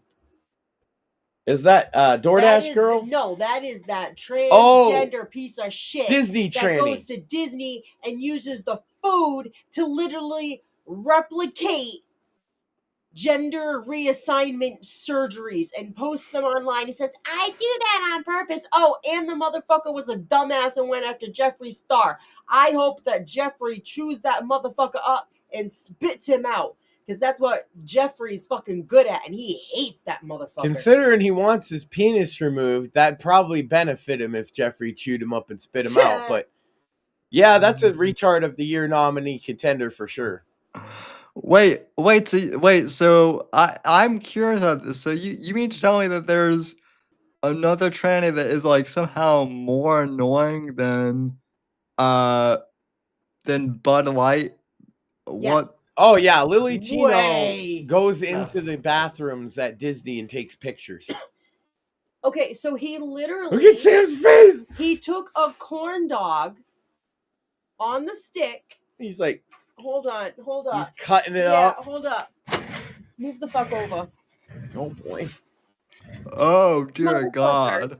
Sits there and he takes the corn dog and he literally cuts it and like turns it inside out. And then he takes cake pops and like he uses the food sitting there while children are around, talking about it loudly, describing like technical surgical terms and shit like that as he's dissecting the fucking corn dog. And then he's posting it online. And when he gets called out on it, he says, yes, that he does that on purpose because he wants the attention. He wants the job, blah, blah, blah, blah. And yeah, then he goes into the bathrooms and he takes pictures and he records. And oh, yeah, by the way, a trans woman, which is really a man, was caught in the women's bathroom at Disneyland. I believe it was Disneyland. Jacking it. Jacking it. And you can see in the fucking video, you can see the fucking shadow of him just sitting there jacking it. And I was like, there's nothing more womanly, Sam. but that doesn't happen, y'all. The most womanly thing you could possibly do is jerk off your penis in the ladies' room, apparently. That's what defines a woman. Because you saw the the stall. It's like, how do you define a woman? Well, do they jerk off in the ladies' room? I mean, all of the most feminine women I know, Yeah, they stroke their penis in the ladies' room. That's what women do. I'm definitely fooled. They're very passable because they stroke their penis in the ladies' room. Makes it so you think they're just like every other woman. Every other woman strokes their penis in the ladies' room too, right? Since we're talking about women, let's talk about some real women. I went and did a category Mom of the Year. And the nominees are Penn, me, Sam's mom, and Shmuley's mom. Oh, Shmuley's mom is a good dark horse choice. I'm not going to lie. Sam's mom is an easy win. You're a great win, too. That's not even fair. You're going to have to decide that category. And, of course, I had to go with Penn because, well, she became a mom last year. And I do love the fact that my niece's birthday is so close to mine. We're Aries, and I can't wait to torture Penn with that. I want to know, for Mom of the Year, yeah, I nominate Carethus. Aww. He's a great mom. All right. Yeah. There's some joke that I'm not getting there. Yeah, because when it comes to these streamers, that he's very mom-like. He helps a lot of people out. I'm not even joking. He's just... That's why she said, "Oh," because she's like, yeah, that's kind of true. But also, quick little update. So baby girl is doing great. She is 9 months old now. She is crawling. She is standing. This girl is ready to go. She wants to walk. She is desperate to. Penn is crying. She's very upset with her husband because he gave her a baby that's going to grow up. I said, yeah, that happened, sweetie. She did not like that. It's like, you used to be happy he gave you a baby. Then you realize that the baby grows up. Yeah, she's saying mama, and she's got several teeth, and they are both doing great. She's doing great with momhood. I think it's just, the typical struggles babies going through, like they're both full-time working parents. Yeah. So it's not easy, but they are doing really, really great, and she's absolutely adorable. I haven't even actually met her because I haven't been able to go down and visit Penn, but I absolutely love and adore this little girl. Okay. So we've talked about some great women. Oh, here we go. Hoe of the Year. Oh. I'm going to start with Candace Owens. Oh, dear God. Any other nominations for Hoe of the Year? Mort's got some. I know he does. I see his Twitter. He be telling these OnlyFans girls off all day. That one, it might be hard to beat Candace Owens, but yeah, Mr. Morpheus, what say you on the topic? That would have to either be Piper Raquel, or no. Let's go with Piper Raquel. She was an 18-year-old slut that just created an OnlyFans on January 1st. Gross. Oh yeah, who was the other one that opened up an OnlyFans right when they turned 18? Yeah, that shit's gross, man. That's like, Um, I know there's been a couple. Ugh. I can't say it out loud. It pains me. Oh man. Okay, so she made a nomination here, and this is gonna come as a shock to fucking Sam. So I'm just gonna hold it up here. Oh, geez. oh. Yeah, well, this stems from the fact of some of the things that she said not necessarily being 100% truthful, and some of the materials that she put out on the internet before she was with Charlie Kirk don't look so Bitch was great. engaged twice. Bitch posted pictures of her tits hanging out and in poses that are not very Christian like for modeling. I'm not a drinker. Bitch, you were on a dating TV show and you were sucking down drinks with your boyfriend. Not to mention that she was advertising alcohol in a commercial with a different boyfriend. Yep. But she didn't date. Oh, and okay, here's a good one. The last ex-boyfriend she had right before she met Charlie was actually good friends with Charlie, and they played basketball together. And that's also the guy that she just brought in to help with the fucking company. Her ex-boyfriend.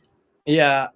So her husband just died in September. Now, I'm you notice, sorry, it's fishy, it's shady. Candace, hold on. Ugh. Candace is on the list, so it's not like we're taking her side of anything. Nah, screw that crazy ass bitch. And I'm not claiming anything like, oh, she had him killed or nothing. Oh, no. You know what I think Sam is? I think that she is a woman that instead of trying to do the actual Christian thing of coming to terms with your past and being honest about it, she thought because she wasn't front and center that she could sweep things under the rug. And she told some blatant fucking lies.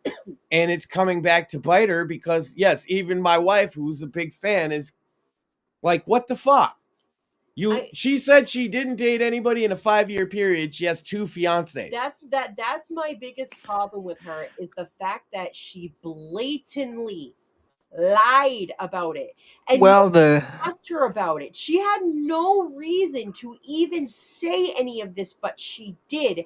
And there's so much evidence to prove her and the other thing wrong. is, and the shit made me cry because all I could think is, oh my God, poor Charlie. And the other thing is that the truth is actually a much better story, which is why it looks so suspicious. Because the truth is that she was a party girl hanging out in New York City with her cousin that she says is a bad roommate, bad influence, but that's her cousin, dude. Mm-hmm. And she's out there partying with her cousin. She acts like she wasn't. There's videos of all of it. It's all over the fucking internet. Her name's attached to all of it. She wasn't even trying to hide it. And why? Because for the longest time, she was the wife behind Charlie, and maybe her past didn't matter so much, right? But if you just said the truth is, yeah, maybe I wasn't a serious Christian until I met him. Oh. How many people could relate to that story, Sam? So many. Oh, a lot, but here's the problem that I and a lot of other people have with Turning Point though, Max. This is a little bit behind the scenes. Charlie's donors are really hardcore evangelicals. Okay? And so right, and so this kind of thing doesn't help, right? Right. I'll tell you, that's how I found out about this. It didn't come through the Candace conspiracy people, Sam. It came through Christians who are actually concerned about her behavior. Well, I agree, but these are the same people who probably wanted to, shall we say, maybe cover up that fact. Exactly. Yeah. When Charlie was alive, rather than perhaps saying, okay, we can perhaps forgive. Right. It's crazy because that's supposed to be how a Christian goes about this kind of thing. Look. Charlie says that he never drank. Look, I don't know if that's true or not. I can tell you from other people who I know though. He had a couple beers, so this whole thing of he never drank, that's not true Well, either. but her whole thing is she made, oh, I find it unproductive and da da da da da da. It's like, dude, you're in alcohol commercials.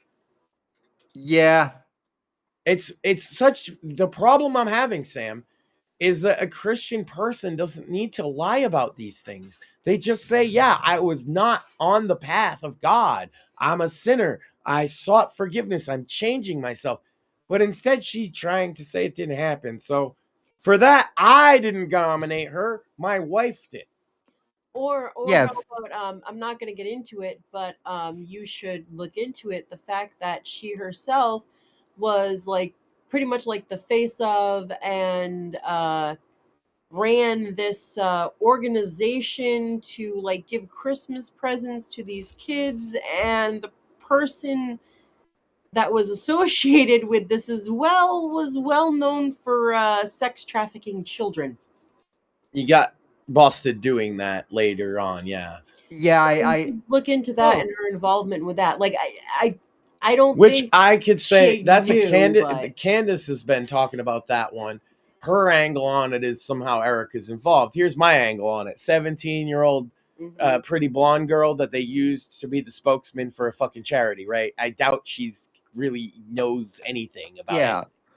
Well, But again, this there's suspicion. But I had another Hoe of the Year nominee before we go too far off. I'll let you respond to this, but before I forget, right? DoorDash girl. yep. yeah. Yep. Okay, now you respond to Erica. I just wanted to get that one out there. Well, no, I think this brings up a good point that no one in this sphere really, like no one in general is really a perfect person at all, and so I Especially don't. if you're a Christian, you kind of have to believe that, right? It's baked in the cake. You should, but for some reason, particularly on the right, we get into these purity spirals of like so and so has to be the most perfect. Even Charlie was guilty of that somewhat. That's That why was a lot our of my beef with friends, him before he passed. Yeah, we made yeah, that publicly known as we felt he was a bit too judgmental. And so and I'm not coming from a point of judging her for the behaviors that she had. My judgment is, why did you lie about it? right. No, no, Why did you lie about it? Nobody's perfect. Why are you trying to be perfect? And I think we all sort of know why she did, Mm-hmm. because it doesn't look good. But like, guess what, honey? This is the real world. We all got a little shit on us. It looks worse that she lied about it. yeah, Yeah. Like everybody takes a dump, Erica. And then kind of like also it's true. she kind of like looks down on people a little bit sometimes when she's talks. She's kind of like a little, I guess, like condescending. I think would the word is And I'm kind of looking for when she talks about being the good Christian. And I'm like, I kind of feel like sitting now here, thinking like, yo, Erica, at least like I'm honest. Like, yeah, I had partners before Max. Hell, I was kind of engaged but before I met Max, but I never lied to him about it because there's no reason to. there's a There's no hard line shame in the it. sand that is a difference here. There's no dirty pictures of my wife on the internet at No. all, right? I would Never have a would problem. be. I would have a problem with that. Now, if Charlie didn't, or he didn't know, I don't know. That's between them.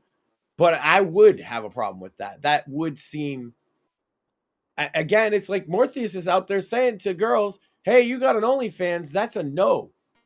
It's the same thing, right? Now Yeah. Sam's going to go look up the pictures. I added another. That is my line in the sand. You added another Hoe of the Year? Mhm. Who is it? You're gonna laugh. Lola Vice. Oof. Oh, she might win. I can't even necessarily disagree with that. She stole the Lizard Man from the Lizard Lady. That's why she nominated her. Mm-hmm. Listen, Human chicks, they tend to do that. Sam Some knows he's a lizard man. Some stereotypes are true. Okay, other category ideas, Sam. We the Loudmouth Award. I won last year unanimously. I want to nominate Sam. Well, I mean, I can be pretty loud, and I'm pretty sure my mom would vote for that cut. Now, as we know, there's a main award from last year. It's referred to as the Sammy. It's the Sam Whitfield Award for Achievements in a Lifetime of Excellence. And so obviously the first winner of the award, its namesake, is Sam Whitfield. And we don't do nominations for that one. It's already been decided. I've known for a long time who the winner is of the second Sammy. And we'll announce that on the show. Interesting. I will say this. I do like the sound of a 2-time Sammy Award winner. Interesting. However, nothing is set in stone except that I just told you it is. I already know. And yeah. But you tell us who you think should win the Sammy, since you're the first winner. Well, listen, if I have to, make a nomination, I would say that Craig deserves a Sammy. I mean, the man is a doctor. He's trying to give a Sammy to Craig. But he is a doctor, but has he won a Sammy? I think not. Okay, new category, Jew of the Year. Dr. Craig is the nominee. That's why I thought of it. Ben Shapiro. Laura Loomer.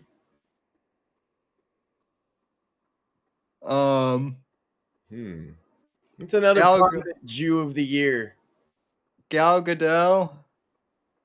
Now I'm just thinking of Jewish women that Benjamin Netanyahu. Yeah. He's a shoo-in for Jew of the Year. Amy or Ami Kotzek, I think is how you pronounce his name. Oh, she only got Craig. Who was our other Jews of the Year? Ben Shapiro and Benjamin Netanyahu. Yeah. And Laura Loomer. Laura Loomer. Benjamin, what? I'm just putting Benjamin. And Bibi. We know Bibi. Bibi, okay. He's the king of the Jews. And you said Laura Loomer? Laura Loomer. I told Shmuley the story of how someone tried to set me up with Laura Loomer, and Shmuley was like, "You totally should have." Oh, does chat have a nominee for Jew of the Year? They might. I can't see. Dalek says Dennis Prager. Dennis Prager. There we go. That's a fun one, actually. I like that. Well, Dennis Prager could also, and I feel bad saying this, but Dennis Prager could also qualify for Cripple of the Year. Now. Oh, we got to do Cripple of the Year. But by the way, though, Cripple of the Year to Tom Cruise last year, Sam. Oh my God, we did. Oh yeah, that's right, we did. You guys gave it to him. The Cripples decided that Tom Cruise was the Cripple of the Year. Because on the count of, and I quote, his crippling homosexuality. Ow. So what else we got? Cripple of the Year. We have some mandatory nominations. We got to nominate Mort. We got to nominate Maxine. Huh? Yeah, she lost the body part. Oh yeah. Dennis Prager. Got to nominate Sam. Dennis Prager, he got I do want to acknowledge Dennis Prager has made a remarkable recovery from a nasty fall as paralyzed. My God, that sucks. Rob Reiner. Well, Max, he's not crippled. He's Well, he was Dead? Well, he was crippled before that, though. yeah. I was nominating him not because he's dead. Duh. I was nominating him because of how prominently crippled he was. He's so crippled, he was emotionally crippled enough to check himself into a mental institution a couple months before that happened. I do want to say Yeah. that it is a tragedy what happened to him and his wife. It's a terrible, terrible thing. Yes. Also. But that's why I'm nominating him for Cripple of the Year. Also, Zombie Meathead does seem like a hilarious costume idea. Oh, well, I'm definitely Zombie Meathead next year. That'll be fun. Oh, we got Loudmouth of the Year nominees so far. Sam Whitfield, Maxine, Morpheus, Max, and Carethus. That's a pretty good list. I think my vote is clearly for the Maxine should win that award. She deserves it. Worked very hard this year.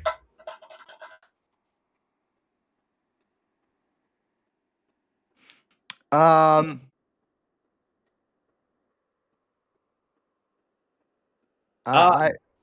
about just other cripples? We got to have other cripple nominees.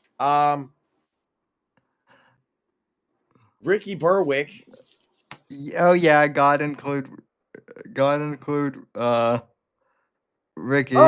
Oh, I forgot. We have a similar entrant as last year too. You see, if Tom Cruise won on account of his crippling homosexuality, I nominate Clavicular Cripple of the Year. Because that motherfucker is crippled by his homosexuality for sure. Yeah. I can't remember. Did we do Faggot of the Year? No. Here we go. Faggot of the Year. Oh man, we got so many. Andrew Tate comes to mind because of that boxing thing. Nick Fuentes. Yeah. It's been a good year for his level of faggotry. Steven Crowder. What'd he do now? Oof. He basically. Well, I'm not sure. Well, allegedly he was in a hot tub with Owen Benjamin. That's not. That's totally not weird behavior at all. Christopher Cantwell. You motherfucker! I was just about to say that. So we got a double nomination for Cantwell. I was gonna say Mersh. Mersh being cucked by Ralph and kissing a girl who ate Ralph's butthole within a day of that happening makes him a quality nominee. However, he did not write gay erotic fanfic about a guy, so Cantwell's probably gonna win. Can I be honest? I actually forgot that Mersh existed for like hot minute there. Well, Female cop. Gun drawn. Didn't shoot Dogo. Didn't shoot. Check out the last Pod Awful, Sam. He found Mersh's live journal, and he called it the Mersh series finale. Because it really is that bad. He read Mersh's 2004 live journal, and it is the cringiest thing you'll ever see. Oh my God! I'm gonna have to watch that now. It is the Mersh series finale. Tink tink Mersh. Tink tink tink tink tink. Yeah, he tinked out into his live journal when he was like 20 years old. And Jesse has, oh, it's so bad, dude. He talks about being a loser, and yeah, it's really, and he's such an emo fag. Yeah, Oh it's tough. yeah. Well, the live journal thing is almost as bad as Cantwell writing about gay butt sex. Oh, Max, I just realized I got my YouTube channel back this year, right? My interview with Mersh Yep. is on the channel. Oh my god, we have to farm that for some drop. I'll make a song of Mersh. Well, Was nice to you. I well, was nice to you. well, Sorry. no, Max, I have an idea. I think if we're gonna do cringing over coffee, we should do an episode where we watch the episode. I've And never done a Mersh before. That'd be an interesting Mersh episode of cringing over coffee. well, because I like try that to be with like artistic shit. Like even Cantwell, there's a level of like artisan. He's a specially made freak, whereas well Mersh my is a locale for the masses. well But my your interview with with him is Mersh something only we have. my interview with Mersh was a work of art. I made him, as Shmuley points out, I made him look good. Oh man, we need to get fucking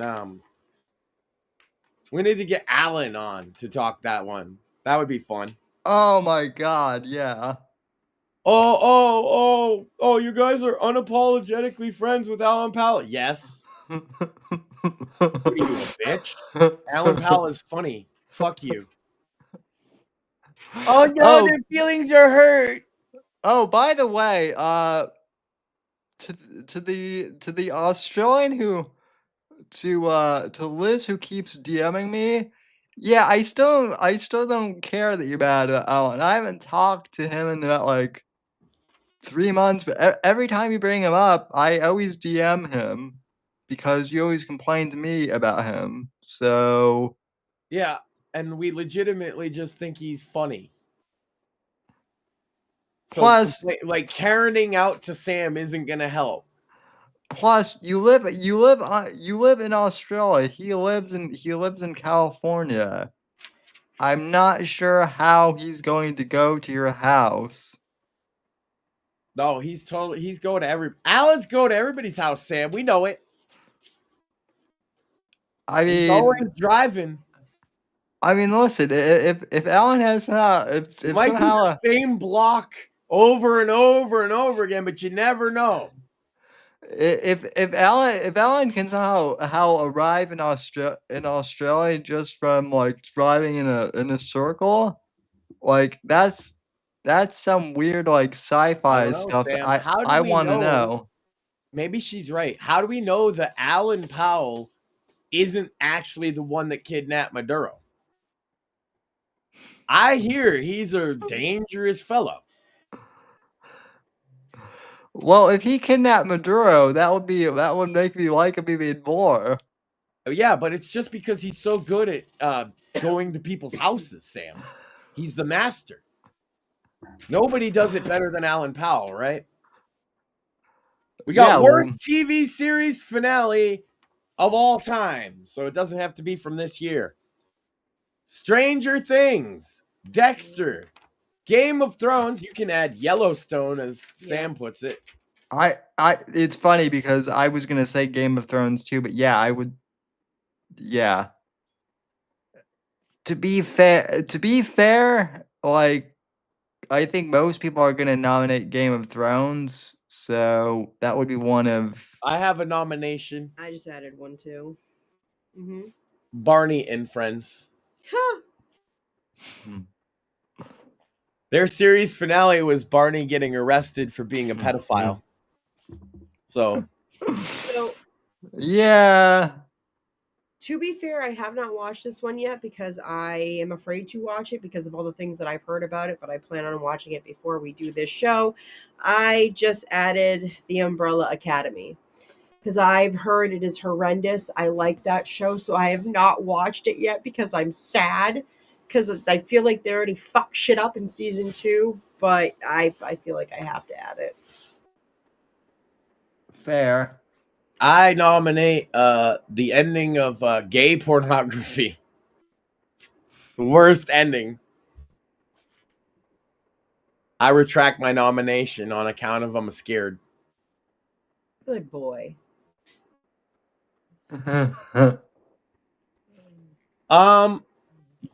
Best Sam Whitfield. I nominate Morpheus. What? Yeah. He's a pretty good Sam Whitfield. Like, sometimes when you get rumbled and stuff and you're not here, who the fuck do you think is the Sam? It's not me. So you mean to tell me that Moore does impressions of me? No, it's just that he becomes you because he's crippled. Oh, I see. So I'm nominating him for best Sam Whitfield of Well, shoot. 2025. I have to I have to nominate me then, obviously. Was there any other nominations for best Sam Whitfield? Max. No, I'm a terrible Sam. I'm an all right Max. I'm a terrible Sam.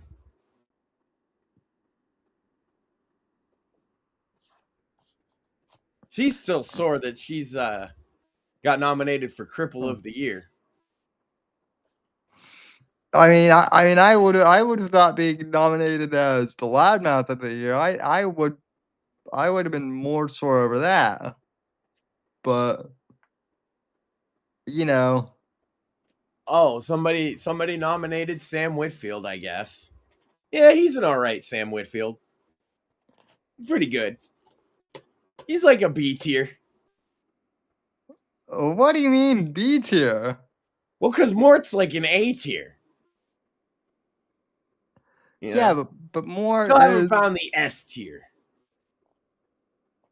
Is it weird that I think Evan? Evan, best Sam Whitfield nominee. Evan from the Fake Untitled podcast.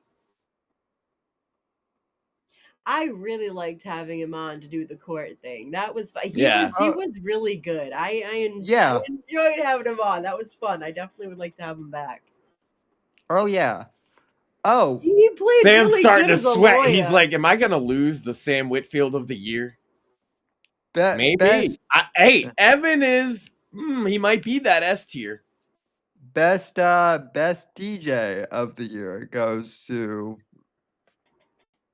Best I would DJ of the year. DJ. Oh, DJ. Oh, sorry. I was gonna have to nominate Chris Cantwell, and I didn't want to do that. No, if we wanted to go other category, I would say Liv Morgan. Oh, damn. But we're doing DJ, not BJ. So BJ, you definitely have to go with Candace Owens. Yeah. True. True. But that's why we got Ho of the Year.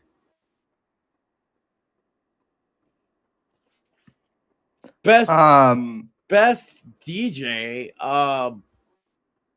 Well, because Evan does the music show, and it's really good, actually. I nominate Max Sand, DJ Dark Sandman, and the 7 albums he published this year. Yeah. He makes a category to nominate Evan and then forgets that I did. Nah. I have to nominate myself. This is the treatment I get around here. You see, chat? He gets no respect. Make the music, make his theme song, and he forgets. Well, okay. We need to nominate out that rap album this year, Sam, just to make you cringe. If we're gonna nominate the Sam Whitfield of the year, then we also have to nominate the Max Sand of the year. Oh, nobody wants to be nominated for that except my brother. Actually, no, he dropped out a few years ago. And I nominate Shmuley. That's a good one, actually. I nominate, because he steals all my bits, Asmongold.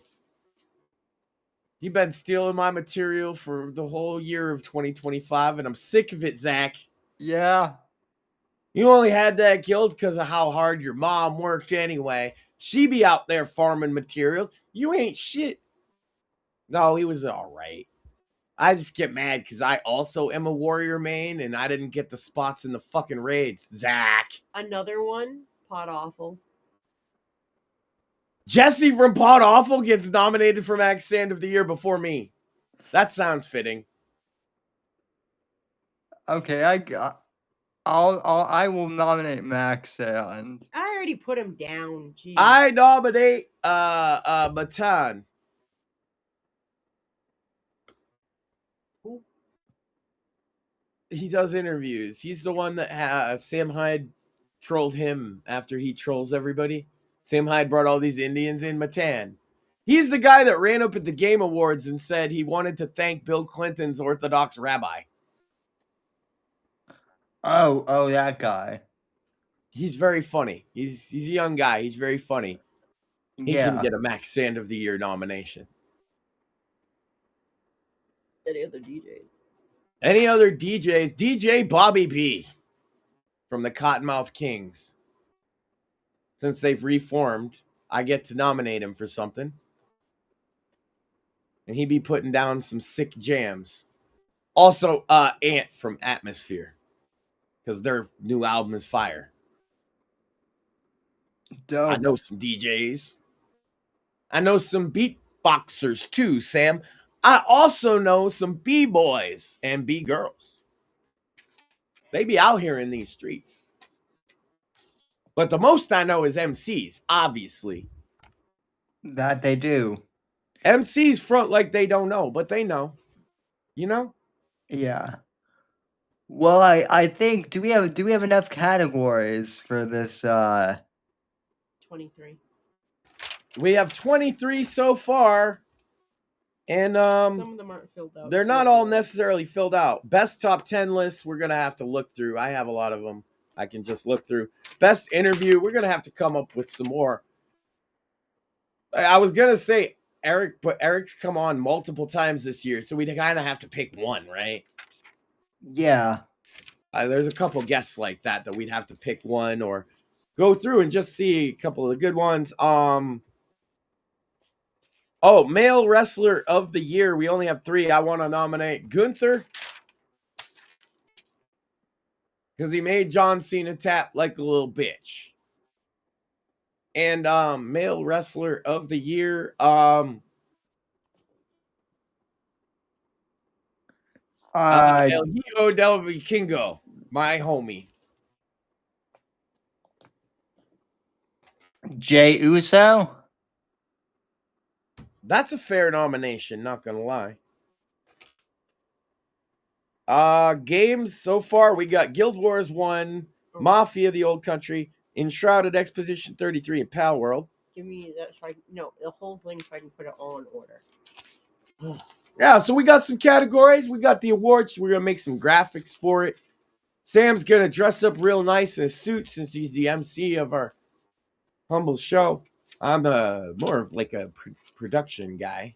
That I will, although I did dress up in a button-down shirt tonight. So plus I'm like the comedic relief too. That is true. Motherfucker. I'd love to wear a lucha mask, but she keeps saying that that's a dumb waste of money. It is. But like lucha. Sam, lucha. Well, see, what we need is we need like one of those rich billionaire investors that all these grifters get for their podcast, and then we can just write like, "You gotta buy me a coffee." Can't I have a buy me a lucha mask? Yes, actually, you actually can. If you go on to buy me a coffee, you can actually like edit the page to have it be like custom. So like on your page, Max, you literally could have like buy me a lucha mask. That's right. I just want a green one. Doesn't have to be fancy, you know. And that way I can pretend like I speak Spanish and look like a dumbass. And I feel like I need a lucha mask for that to work properly. I mean, yeah. So, but we are and hoes. I've been practicing my announcer voice for White Trash Court, Sam, but I'm not sure how to refer to the people of the court. You know, you usually say ladies and gentlemen, but it's White Trash Court. I mean, y'all and meth heads and crack addicts alike. Welcome to White Trash Court. See, I'd love to have an event with you and Morpheus, Sam, so I could really do an announcement like, ladies and gentlemen, the man of the hour, the author of 1 billion books. He's crippled. It's Sam Whitfield. Yeah, more and I, you could introduce more and I as the Crips. So, but oh my God, they got a tag team name. They're the Crips. Yep. But anyway, sir, we are coming upon 4 hours of Sam's this. About to pass out. Yeah, we got through everything I needed to. Government needs to get their shit together. That refers to basically everything we were talking about, except Maduro. They got that right. Yep, that's about the only thing they've gotten right. Sammy Awards next week. Yeah. Sammy Awards is a Sammy gets given out at the end. I have a sneaking suspicion of who it might be. People might want to see. Stay tuned for that. You guys got bits and bones. You wrote books too. Do some fucking promo, Sam. Not yet the Vigilante. Nominated for a Timmy. So go and check that out. Makes your dick bigger. Definitely makes your dick bigger. Let's see here. Bits and bones. That'll make your nuts hang lower if you watch that on Fridays. Sandwich Makers Saturday night. Buy Home Invaders on Steam. Humongous games. That'll make you cool. That'll make you smart about home defense for sure. That's right. It'll teach you how to stand your ground. Indeed. And Sam will be back on Monday with something, probably an interview.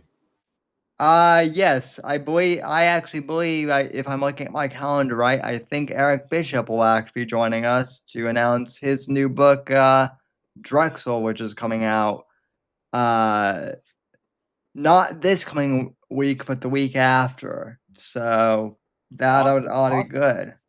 So, Happy New Year on that 2026 nomination. Yep. So, Happy New Year, folks. Thanks for joining us for this long show, and thanks to Phil for joining us. And yeah, also fuck Andrew Tate. Fuck Andrew Tate. Fuck Candace Owens. And like, comment, and subscribe, as the good folks say on YouTube. And we will talk at you later. The right to offend is not some pesky little part of freedom of speech that we have to put up with. It is the heart and soul and lungs of freedom of speech. It is the coursing lifeblood of human progress. It is the instigator of liberty and modernity and science and understanding.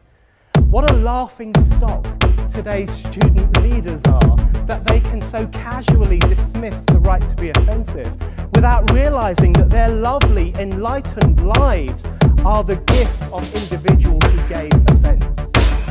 Offensiveness is not just something we have to begrudgingly accept. Offensiveness is the motor of human progress. Thank you for watching the Whitfield Report live on the Right to Offend Media Network. Make sure to check out Sam's books on Amazon, Audible, and Kindle. You can follow Sam on X at SamW_NGC and the Right to Offend Media Network at RTO Media. Like, comment, subscribe, and share with your friends. And until next time, God bless, God save this great nation. God, freedom, legacy, in that order.